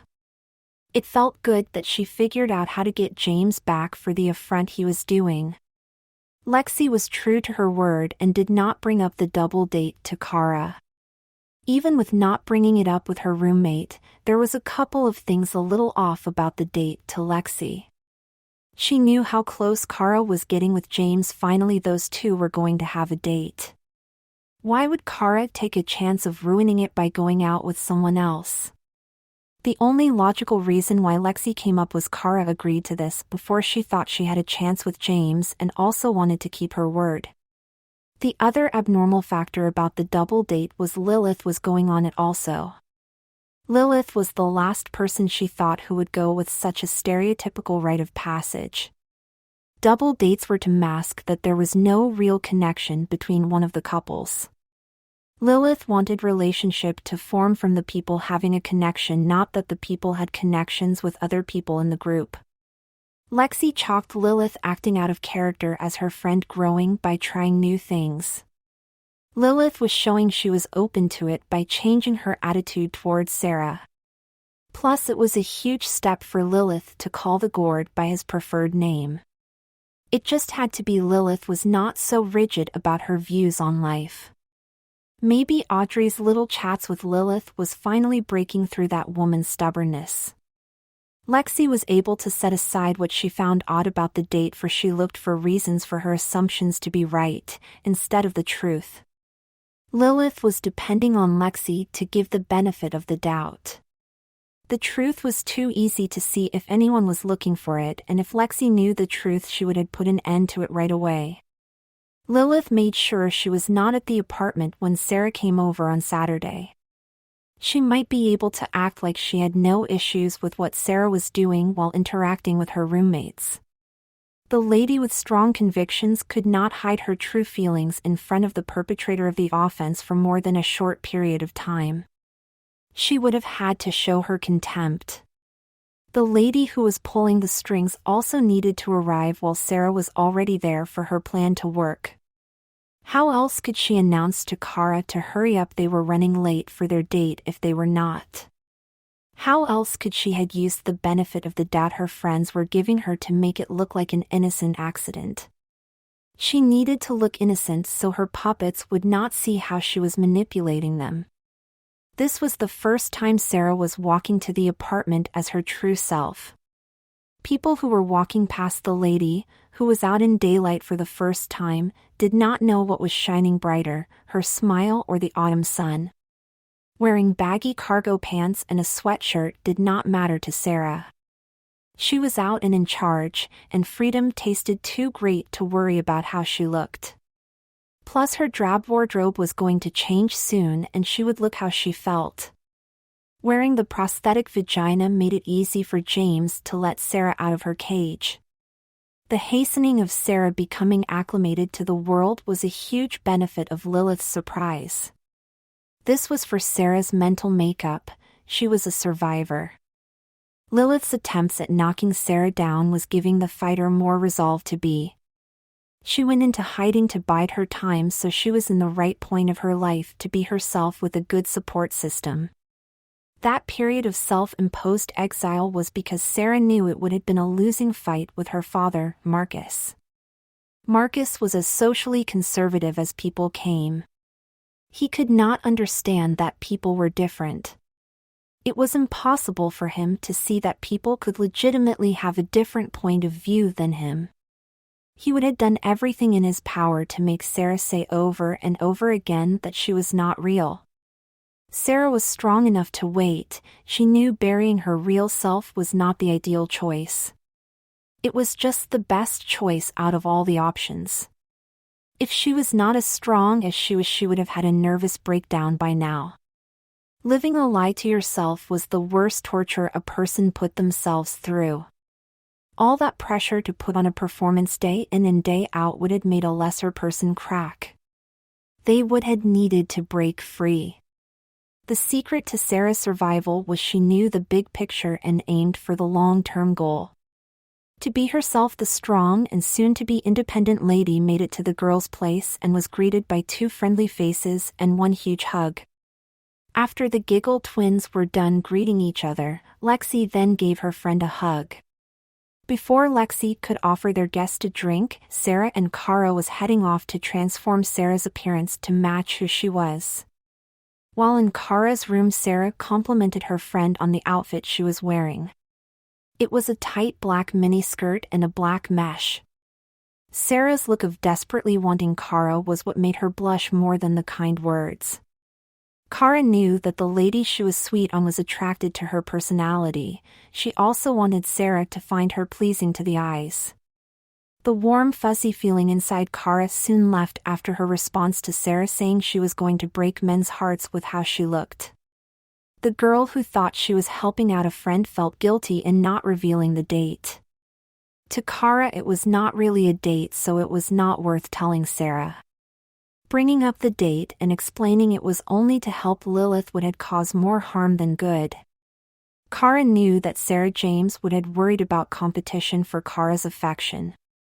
Kara was notorious for going on a blind date and ending up being in a long-term relationship with the fellow. It was for she wanted to give any man more than one chance to show her the best side of him. Then when she got to know those flawed men, she believed she could help them become better people. That led to many tears falling from her eyes from being with the wrong man and never being with the person she fancied, Sarah James. Kara asked Sarah if she wanted some privacy after they decided Sarah would wear part of her Sunday brunch outfit, a red silk blouse with ruffles and black skirt. Sarah asked, "Why?" Kara blushed again, thinking of the person she wanted to see naked, and said, "You know, so you can change. You need to put on. I can't believe I am going to say this, your vagina." Sarah, "Oh no, I wore it over. I forgot to take it off on Thursday night." Kara was curious to know what Sarah's nether regions looked like. Said, "Sarah, with you not really going to be naked, do you mind if I see what it looks like on you? I will understand if you do not want me to. A lady should be modest." Even with Sarah wanting to know Kara better, she did not mind. Women see each other naked all the time. "I don't mind. It is not like I am going to show you something you do not see every day." Kara looked at Sarah's naked body, and when she saw Sarah's groin area, she yearned to be physical with her friend. This wanting was not just for pleasure, it was to make the bond between them better. The reaction to biblically know someone with a vagina was foreign to her. Kara did not know the feeling came from whose body it was and not the body itself. Sarah saw the lust in Kara's eyes and loved it. The temptress wiggled her hips a little to entice her friend to think about how great it will be when they finally were together in bed. Kara blushed even more and jokingly said, "Stop that, you vixen." They both knew that Kara did not want Sarah to stop, but the joke did break up the sexual tension between them. Lilith was on the patio of the bar across the street from the apartment complex she lived in when Sarah arrived. It was a huge relief, for she in a couple of minutes could finally go back to her flat. The one drawback to her plan was she had to be out and about dressed to impress. Tight leather pants and crop tee to show off her stunning physique. A lady by herself at a bar, even in the early evening, drew every man who believed they were a Casanova to make a comment. She did not want to suffer fools but bit her tongue.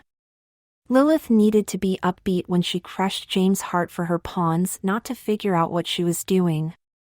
After waiting for the longest 15 minutes in her life, Lilith made her way back home. She rushed into the apartment to act like she was in a hurry and loudly said, "Kara, come on, we are running late for our dates. We do not want to have those men waiting for us." Hearing those words broke the heart that James and Sarah shared. Those words changed the meaning behind Kara's reply to Sarah asking her out on a date. It went from the truth, Kara just wanted to wait, to after the project was over, to her friend was letting Sarah down nicely. Sarah could not blame her best friend. Kara always dated men and showed no inkling to wanting to be with a woman. Even with the good reason of not being the right gender, Sarah was disappointed. Everyone was disappointed the first time they get rejected, and they could not do anything but show it. Kara saw the sadness overtake her friend's face and said, "I can explain." Sarah knew that if Kara would explain right then she would cry. If her friend would leave now, Sarah would be able to pull it together by the time she was done with her makeup. "Kara, there is no need to explain, you get going. Have a great time on your date." Sarah was too upset to notice the sigh Kara let out as she was leaving her room. Kara knew that her friend needed time to regroup, and the next time they were alone she would be able to clear it up with Sarah. On the way out to the date, the person who was being the weapon used to hurt Sarah said to Lilith, "You knew full well Sarah was here when you said that. We will talk about this." Chapter 7 Author's Note: First, I would like to thank my dear friend for editing this story. I also want to thank everyone who has ever helped me with my writing. Sarah was pulling herself together, for she did not want to let Lexi know that finding out that Kara had a date broke her heart. The lady who was gathering her strength did not want to waste her freedom on being sad or having a friend feel obligated to cheer her up. Sarah knew that Lexi was going to be a close friend, so she wanted to make a great impression this first chance the two could have one-on-one time. Also, the sad lady had no right to be down and hurt that Kara had a date. Kara was her friend, and only her friend, so the other giggle twin could see whoever she wanted. It was not right for the lovelorn lady not to be happy for her new best friend. Kara deserved to be happy, and a true friend would be happy that their friend has a chance of finding someone special. Sarah knew who really hurt her was herself. She had let herself believe that there was a chance for love to blossom between the two. Even without yet admitting who she really was to herself, Sarah knew she was not a man, at least not a man who Kara would be interested to be with in a relationship. Knowing that she was not right for Kara, and giving herself hope, made the pain come from within. The lady trying to put a smile on her face felt like a fool. How could she ever have thought that Kara would be with her? Kara liked men. Doubt started to set into Sarah's mind. Kara agreed to set up a date after the project. Sarah knew how hard it was for Kara to let someone down, so maybe delaying the detail was how Kara was doing so. The woman who was in doubt was starting to beat herself up for how she likely had caused her love interest to start to beating herself up for being down about having to put off her friend, just to go out and enjoy herself on a date. When James had a date with Kara their freshman year, she backed out after being set up on an impromptu date with Mick, the binge drinker. The next morning after the date, Kara called James to talk. Sarah still remembered how James' heart dropped as fast as a knocked-out prize fighter into his stomach when Kara said over the phone they needed to talk in person. James knew what they were going to have to talk about. Sarah's spirits were lifted when she remembered that James was the one who ended up comforting Kara about their date being no more. Sarah was proud that James knew Kara was right in doing so, for she wanted to give the new man a chance. It would not have been fair to Kara, Mick, or James if she kept her date with him. Kara would be a judge, and those two contestants, in a game where the prize was Kara. Her friend was more than a prize. She was a wonderful woman who deserved the man she was seeing to be only concerned about getting to know her. Thinking back on how James made sure the lady he wanted to grow old with felt better about doing the right thing, and putting what was best for Kara ahead of his needs, put the sad lady in a better mood. The lady who was feeling a broken heart for the first time knew she would be able to do the right thing, and be there for Kara. She also knew that it would be fine that her arrows for Kara would be unrequited, and that was okay with that. This was for their storge, philia, and agape had been, and would continue to grow stronger. Sarah came to the conclusion that her and Kara were not meant to be. In some ways it was for the best. Sarah knew that after the project, she would have to spend a lot of time on finding who she really was. She could not expect anyone to invest emotionally in her as intensely as one does in a new relationship, for the lady who was a stranger to herself might not be able to invest as much time as was needed in return. Sarah did not want to be a taker in a relationship, and not being able to be there as much as she should would have made her feel like one.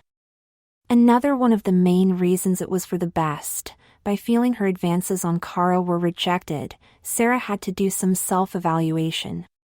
If she did not have to do the assessment on who she was, then she might not have come closer to solving the mystery she did not know she was working on.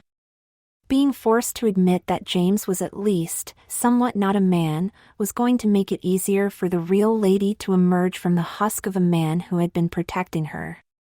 Lilith feigned innocence by saying, "Oh, come on, Kara, I didn't know Sarah was there, how could I?" Kara was not backing down, and while pointing at Lilith said, "For you knew she was coming over, that is how.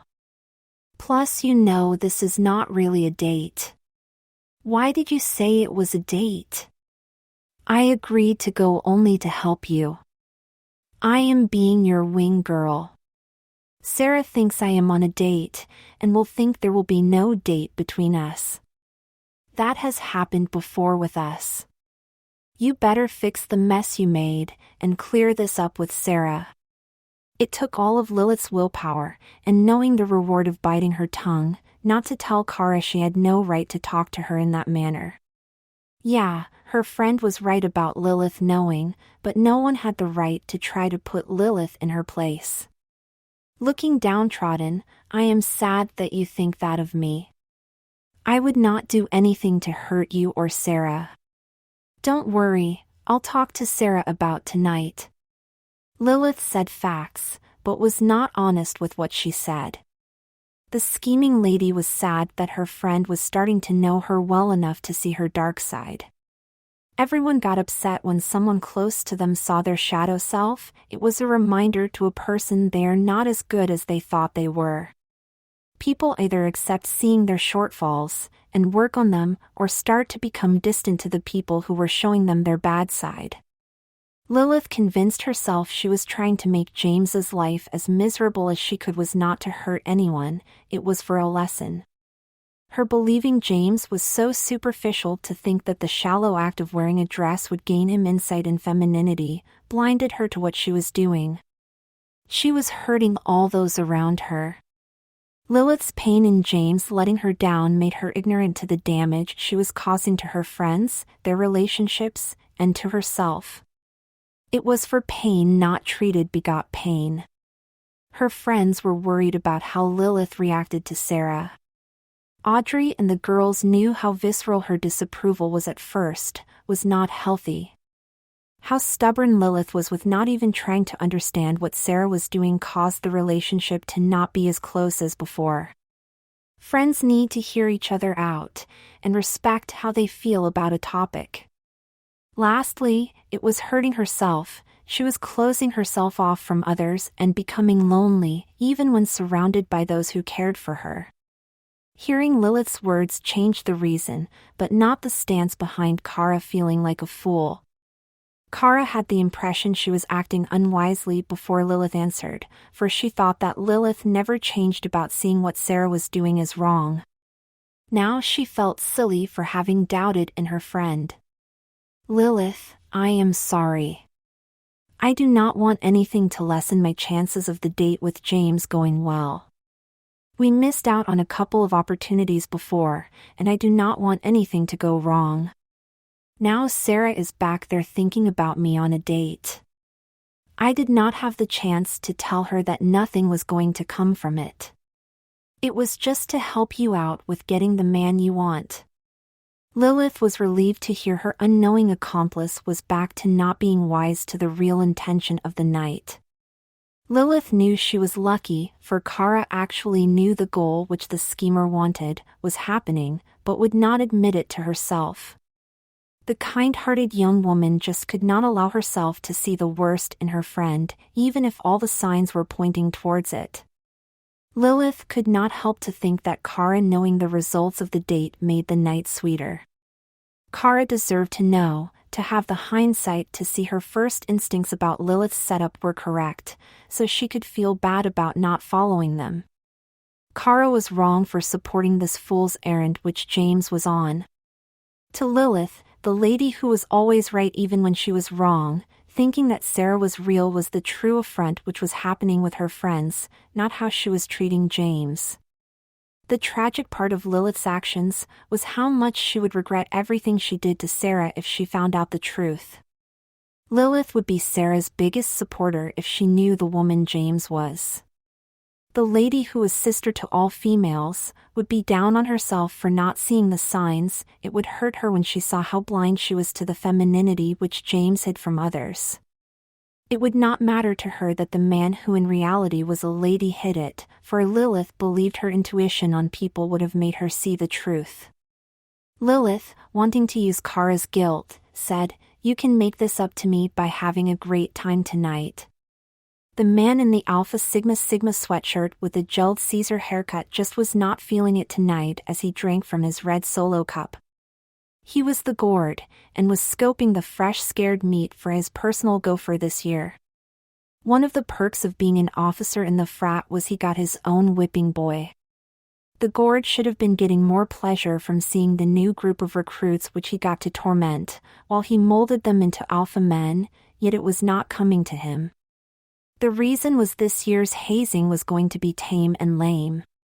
The snowflakes, who were in charge of the university, made draconian rules just because last year a pledge from another frat died. There was no proof that the man fell down the basement steps from drinking too many drinks with too high an alcohol proof in them. Also, the brothers were not down in the basement, so who would have known he was down there injured? The members of the frat did not go down there until the next morning, and if their CCTV was working that night, they would have had proof. Plus, even if that man drank a little too much, others should not pay for he could not handle his liquor. The gourd survived the 100 shots challenge. He drank 101-ounce shots of beer in 100 minutes. To Gordon, so what if his vomit did look like coffee grounds afterward, and he spent the Saturday and Sunday in bed, but the gourd did it. It was not fair that everyone had to pay for the accident which happened somewhere else. The unjustly treated frats now could not do any drinking-based tests on the pledges. Those administrators are such hypocrites, they all drank underage and tried to use the stance that any organization which was officially affiliated with the university cannot make people do illegal activities to join. Gord felt it was unjust that his brothers could not make the pledges break into the Beaver Stadium just to take a picture at the 50-yard line. Also, no more spray painting Alpha Sigma Sigma for life on the side of the dorms, and what the gourd was looking forward to the most, making them streak during the first snowfall at night. Pain begets pain, and the gourd wanted to do unto those people who were going to be his friends what was done upon him. He had a miserable freshman year as a pledge. The gourd and his pledge brothers never could get payback on those who claimed to be their friends, who initiated them. It was not that the upperclassmen were bad people, they just were trying to get payback for the initiation they had to go through to prove worthy of others' friendship, just like Gord was doing right now.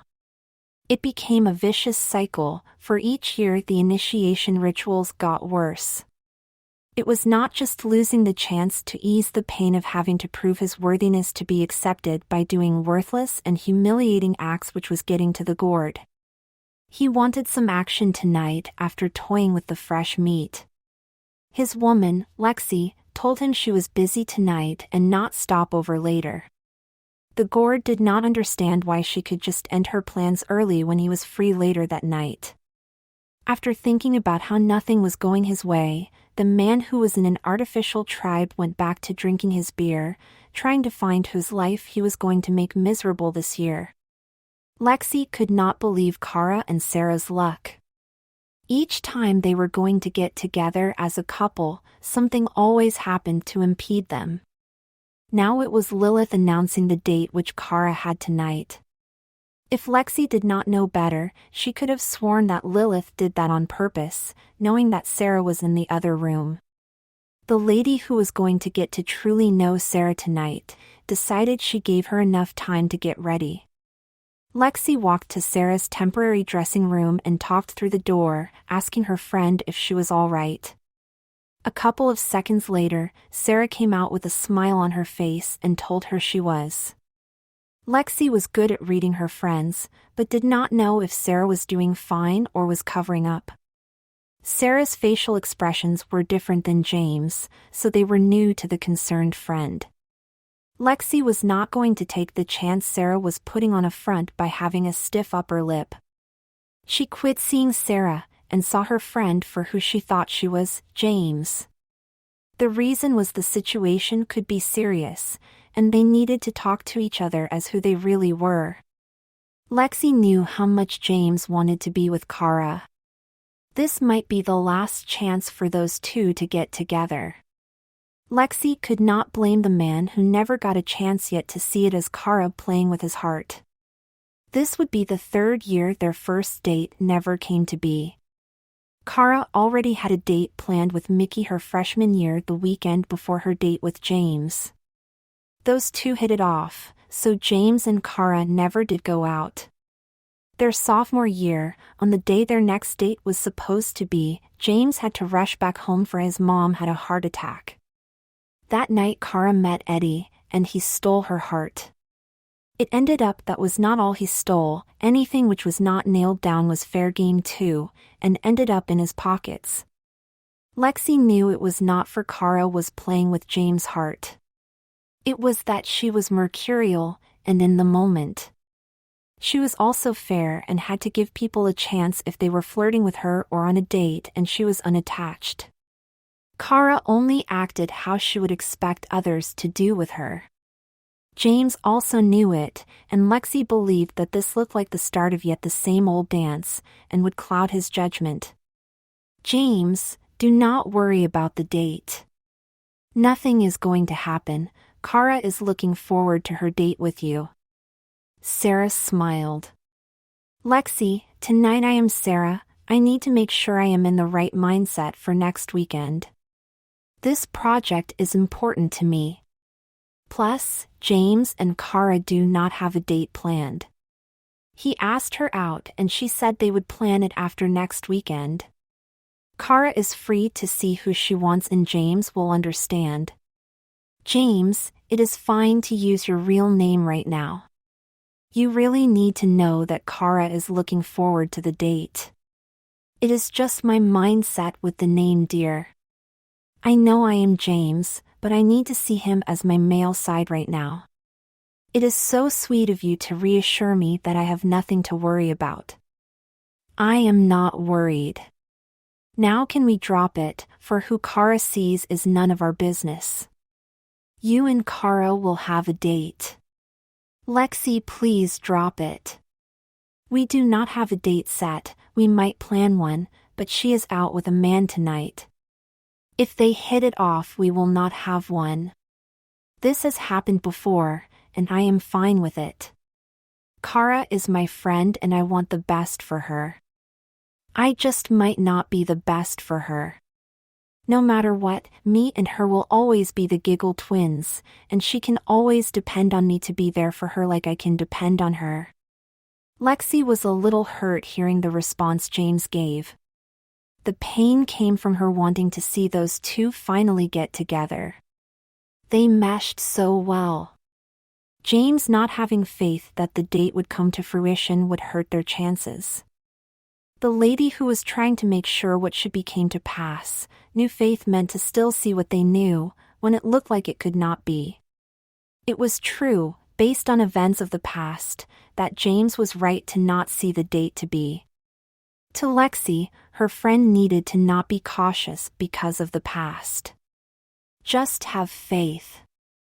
I do have faith what should be, will be. I just know Kara, and how she sees the best in others. She will find whoever she is out with worth taking a chance on, and do so. It will be, for that is how she would want others to treat her. This is why I love her. Lexi, lastly, it is fine. I know you are trying to cheer me up, but there is no need to. I will be happy for Kara. I want what is best for her, and I might not be the best for her. Now tell me, how you and Gordon are doing? Kara and Lilith were waiting at the entrance of the Chinese restaurant for their dates, Jason Harris and Robert Butler, to show up. Lilith was basking in how she envisioned the evening was going to be. She knew that dealing with her date, Robert, would be easy. He only wanted one thing, sex. The human dog wanted to add a feminist to the list of his conquests. She would just lead him on, have him accidentally find out about her fifth date rule. If she was with a man and wanted a fifth date, that meant he would get lucky.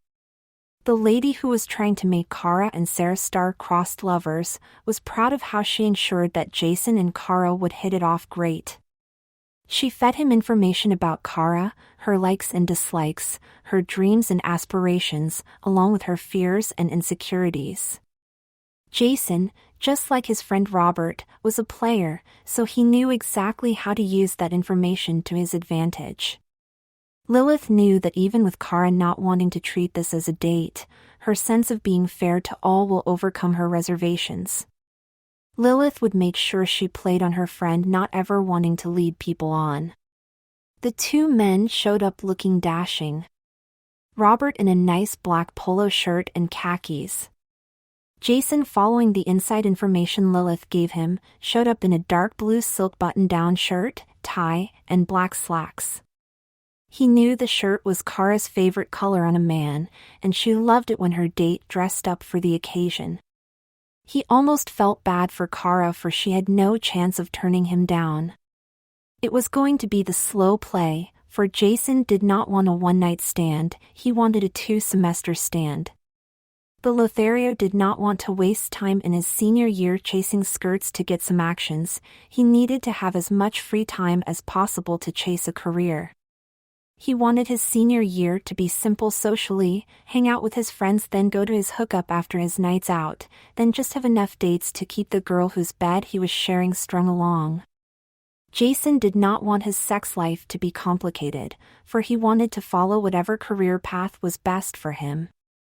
There was no way he was going to let someone else have any weight in the decision he was going to make about his future. Plus, why settle down now? He had the rest of his life after college to be true to the person he was with.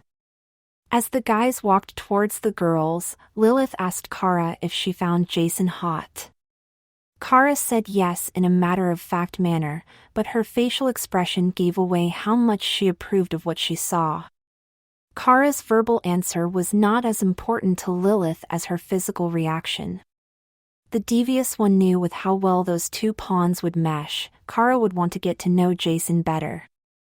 Then, with Kara being physically attracted to Jason, would just make it easier for Kara to want to pursue that man. Even with Lilith's extensive knowledge of her friend, she did not know all. There were two important facts Lilith was not privy to. The main fact was how Kara's was already dedicated to seeing how her and James could work out. How close those two have become had made Kara realize that they had a chance for greatness together as a couple. Wanting that greatness closed Kara to any temptation from another. The second fact was the mixed feelings Kara had about seeing Sarah naked. These raw feelings of wanting to be intimate with a female were causing a strong internal conflict. Kara saw nothing wrong with homosexuality, she just never had the inkling before, and did not know if she could handle being a lesbian. She was Daddy's little girl, and did not know how the man of strong faith would handle it. Was that strong sexual urge the real reason why she never had a good relationship? She was with the wrong sex? If that was true, then would her and James be doomed before they even started? If she was in doubt, was it even fair to have that date with James?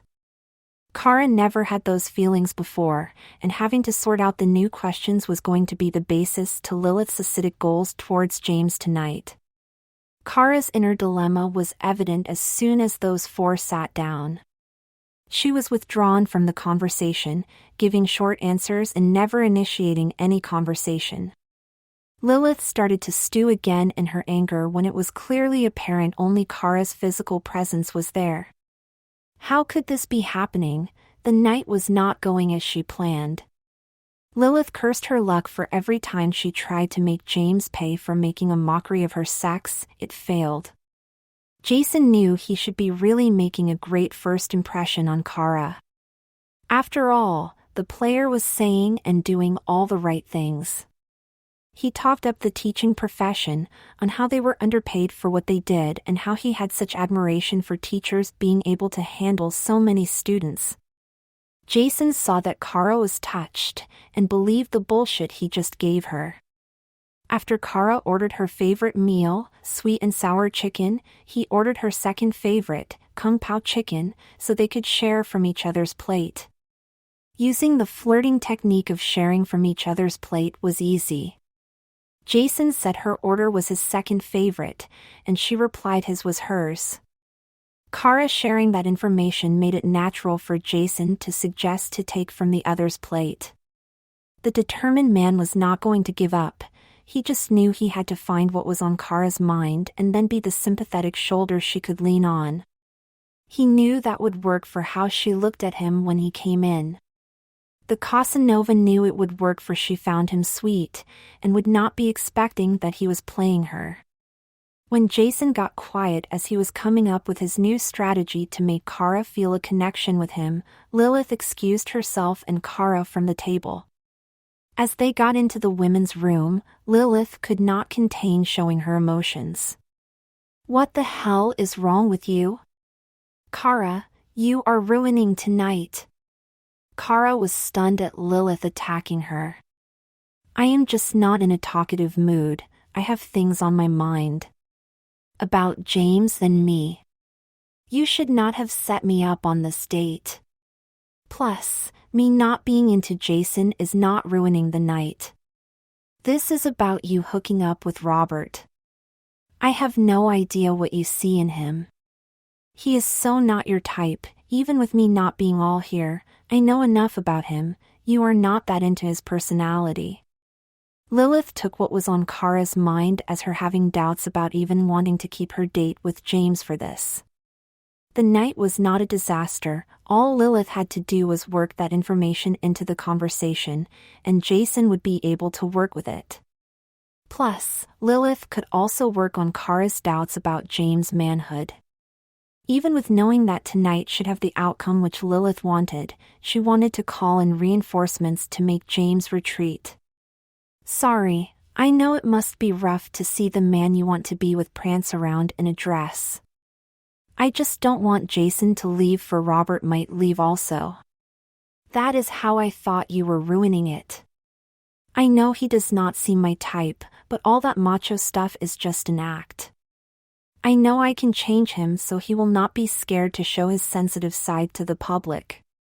You should read his poetry.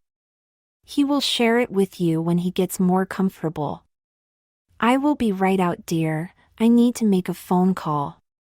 Kara was going to reply to the snide remark from her friend, but Lilith was already on the phone. That would have to wait until later.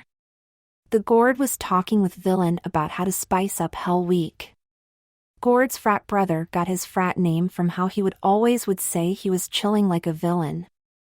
Those two so wanted to go rogue and do some of the hazing off campus later. Gord came up with the idea of doing it at the Unity retreat the house has every year. That was a weekend the frat would spend camping in the woods, drinking. The only exercise in building Unity which was performed there was them drinking and throwing up together. Those two hated how the would-be brothers were not walking around timid, hoping not to draw the attention of those who they want the approval of. They should be in the corner by themselves and not talking to the pledges of Alpha Sigma Sigma's sister sorority, Eta Omicron. Those young ladies should be mingling with the frat members. The sound of laughing at the Patsy was also missing. Each year the frat would invite a freshman who had no chance of joining to be an initiate. They would ride him the most, make him always the butt of jokes, and had him do the most humiliating tasks in hopes of becoming a member. The frat brothers would just notch it up more and more until he quit. Last year the Patsy did not quit, and the Gord was the frat brother who came up with an excuse for him not to be accepted into the brotherhood. The man who came up with the lie was proud of himself, for it would help him move up in the frat leadership. He could use it to get votes when he ran for frat president at the end of his junior year. On that night, they told the Patsy when he showed up to the initiation dinner that they invited one too many for the number of slots they had. These people who set all those tasks, trials, and tests were meant to build a brotherhood, proved those words to be a lie. Those who should have felt a strong connection and respect for the man who took everything they could throw at him, and instead of admiring his resolve to be a member, these brothers despised him, for the Patsy was a scapegoat for their feelings of inadequacy. They had to make it worse for someone so they did not hurt their self-esteem for having to do what they did to just belong in a group.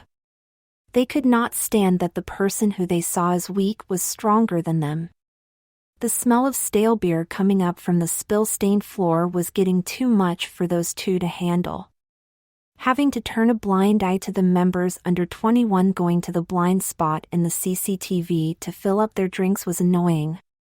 It should be that their underlings were getting them their drinks also. They could not, for underage people getting them alcoholic drinks was now frowned upon by the university. What good was it to have pledges if they could not be bossed around to serve drinks? The shared feeling of disappointment made the two realize that this year at the frat was not going to live up to expectations. Their parties were going to be not as fun as apartment parties thrown off campus. If you can't have the best parties, why even be in a frat? As they started to make plans for an early exit, the Gord's phone rang. If the night could not get any worse, it was his girlfriend's friend Lilith on the other line. He started to wonder, what did that feminazi want? The Gord was taken aback when, after his rude greeting of "what do you want," Lilith's reply was, "Hey there, the Gord, I just want to tell you that Lexi really wants you to come over tonight after you are done with your party." The Gord should have been suspicious, for this was so out of character for Lilith, but that battle axe in training was able to take down his defenses just by calling him by his nickname. "Are you sure?" she said. She had plans. While she didn't, Lexi just did not want you to think that she needed her boyfriend around to have a social life. She was trying to be an independent woman. So if you want to be a good boyfriend, stop over in a little bit. Make sure you tell her that you wanted to see her, so she thinks that you need her, and it is not the other way around. I am telling you this, for I just do not want my friend to be lonely. Thanks, Lilith, I will do so. I am happy that you are looking out for my Lexi. As the Gord was hanging up the phone, he thought that Lilith was not that bad for a hag.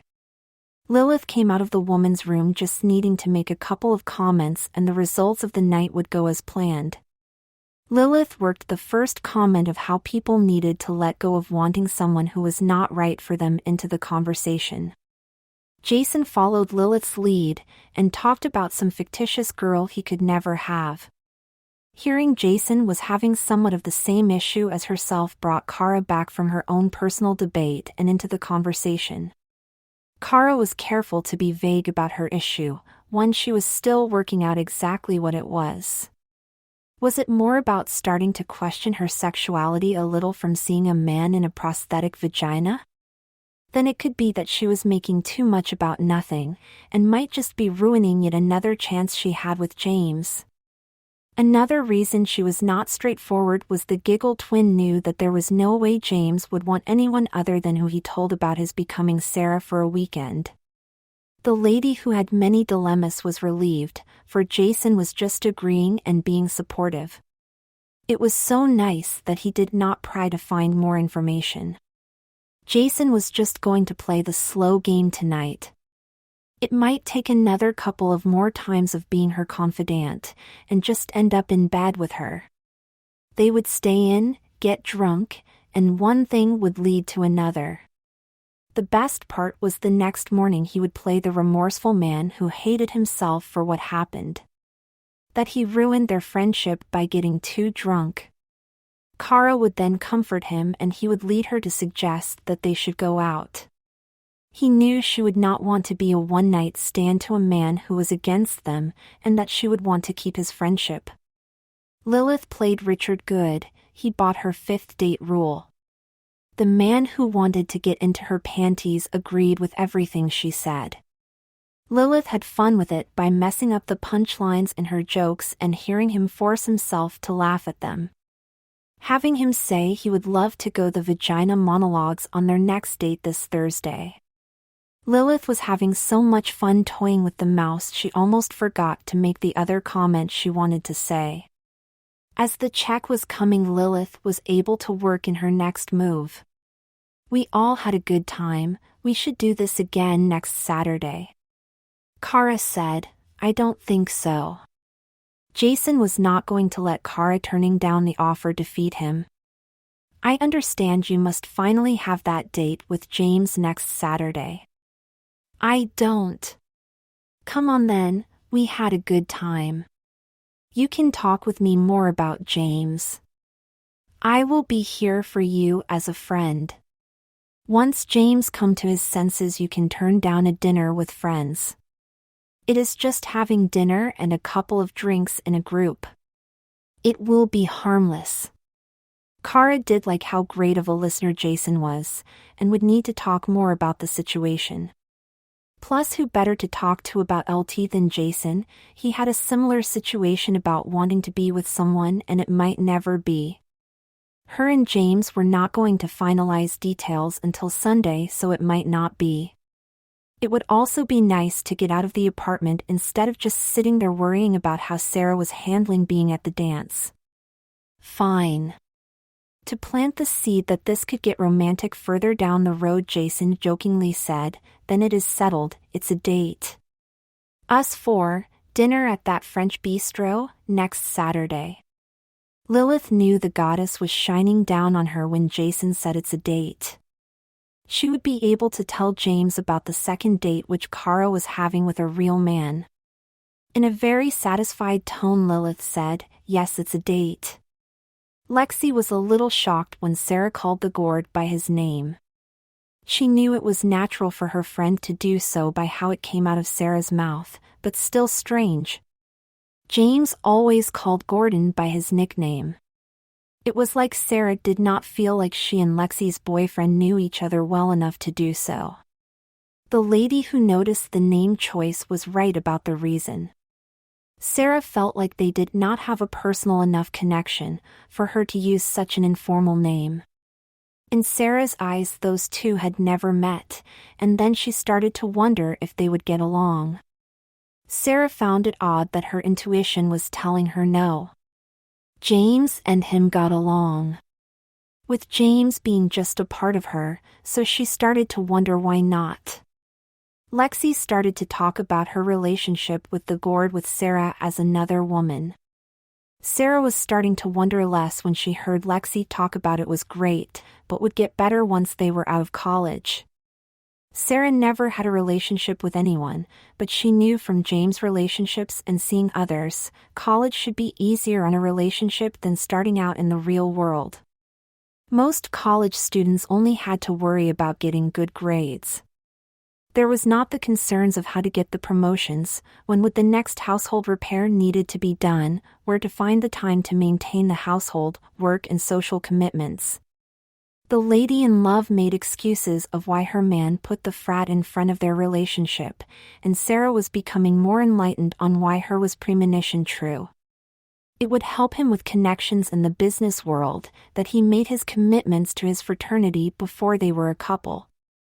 Those boys were his brothers, and lastly, college was the time to have fun.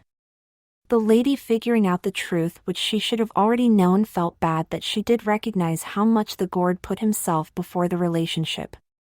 James saw all those things happen, but did not take much notice in them, for Lexi was happy. Sarah was still happy for Lexi and supported her, but knew that the gourd was not the type of person she wanted to have any kind of meaningful friendship with. Lexi then said, I am looking forward to when the gourd and I will be able to spend more time together just as a couple. You spend almost all weekend with him already, dear. Oh, Sarah, Friday night we end the night together, and Saturday he is just so busy with the frat all day.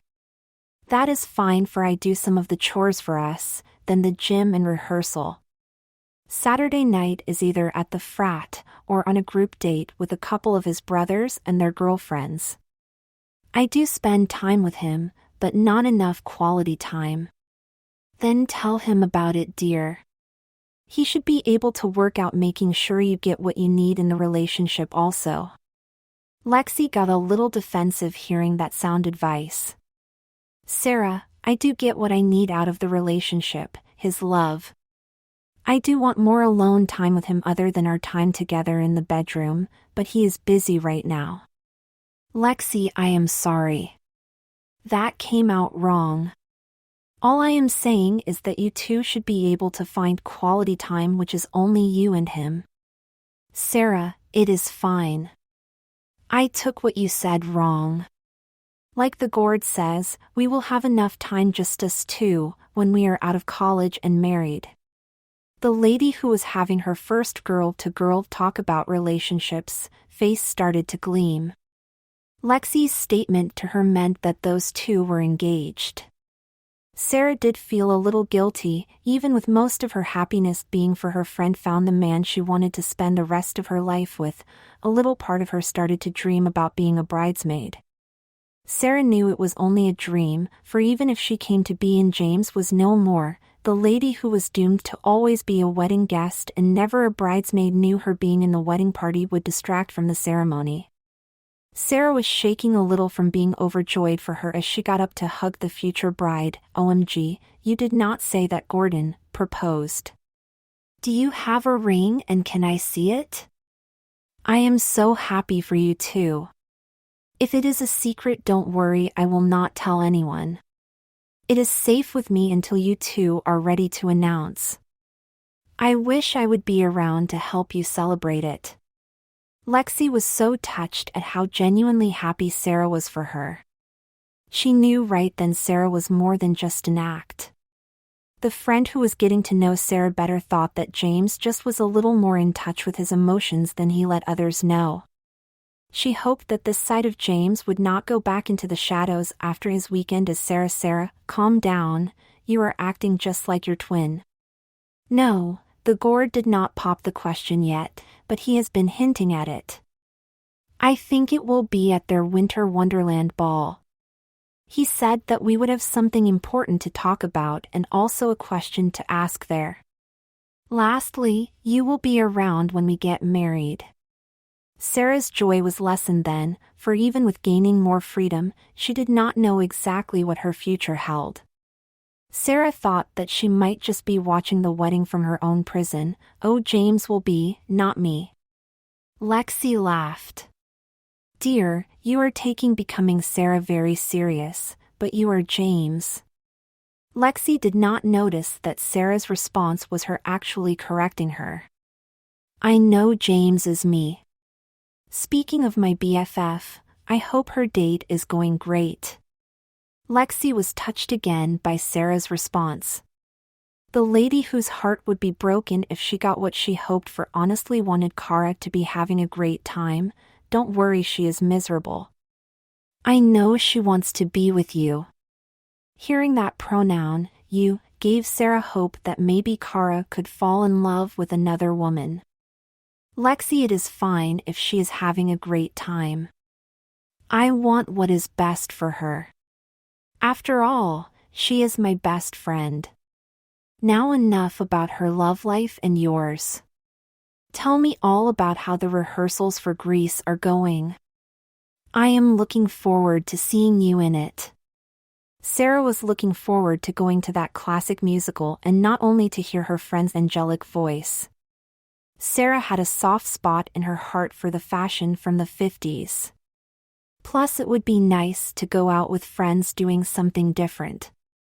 While on his way up to Lexi's apartment, the gourd went into boyfriend mode. The gourd shows Lexi his good side. That was why Lexi was so understanding about never being his top priority.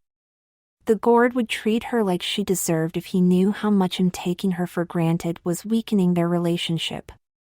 In fact, if he knew how Lexi felt, that would be a wake-up call for the Gord and help him to become mature.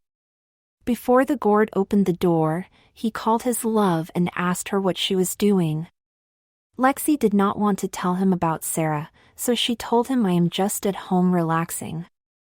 Gord smiled and said, "Good, I am coming over for I want to spend some time with you." Lexi knew that she could not talk him out of it, so told him she was looking forward to seeing him.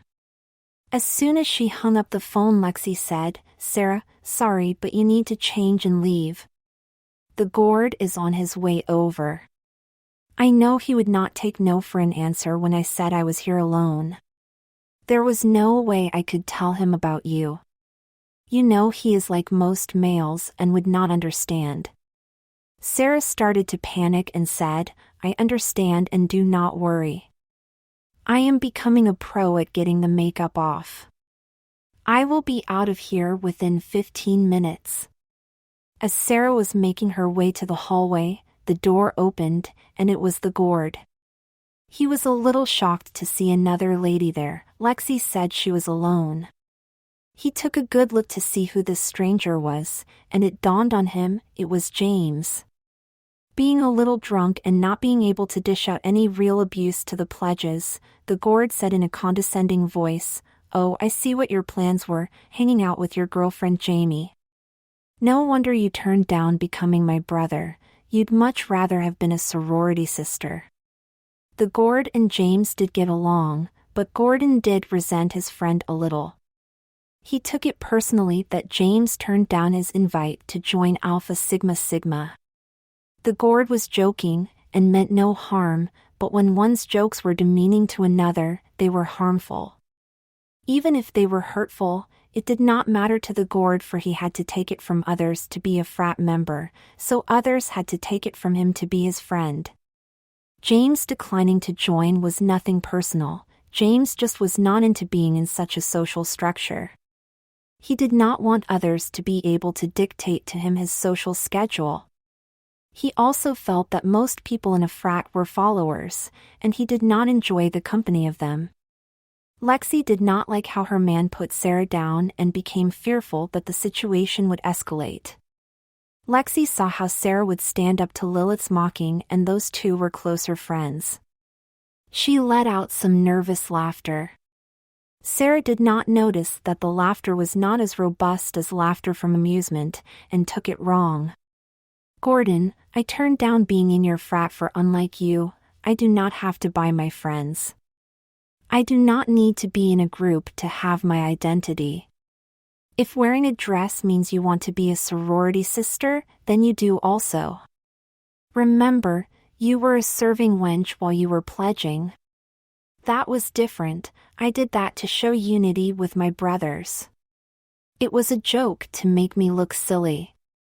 You are doing this for you enjoy to look silly. I am doing this for a class. Yeah, how to be the woman you are." Lexi let out some more nervous laughter. Sarah could not believe that inefficient put-down invoked her friend to laugh at her.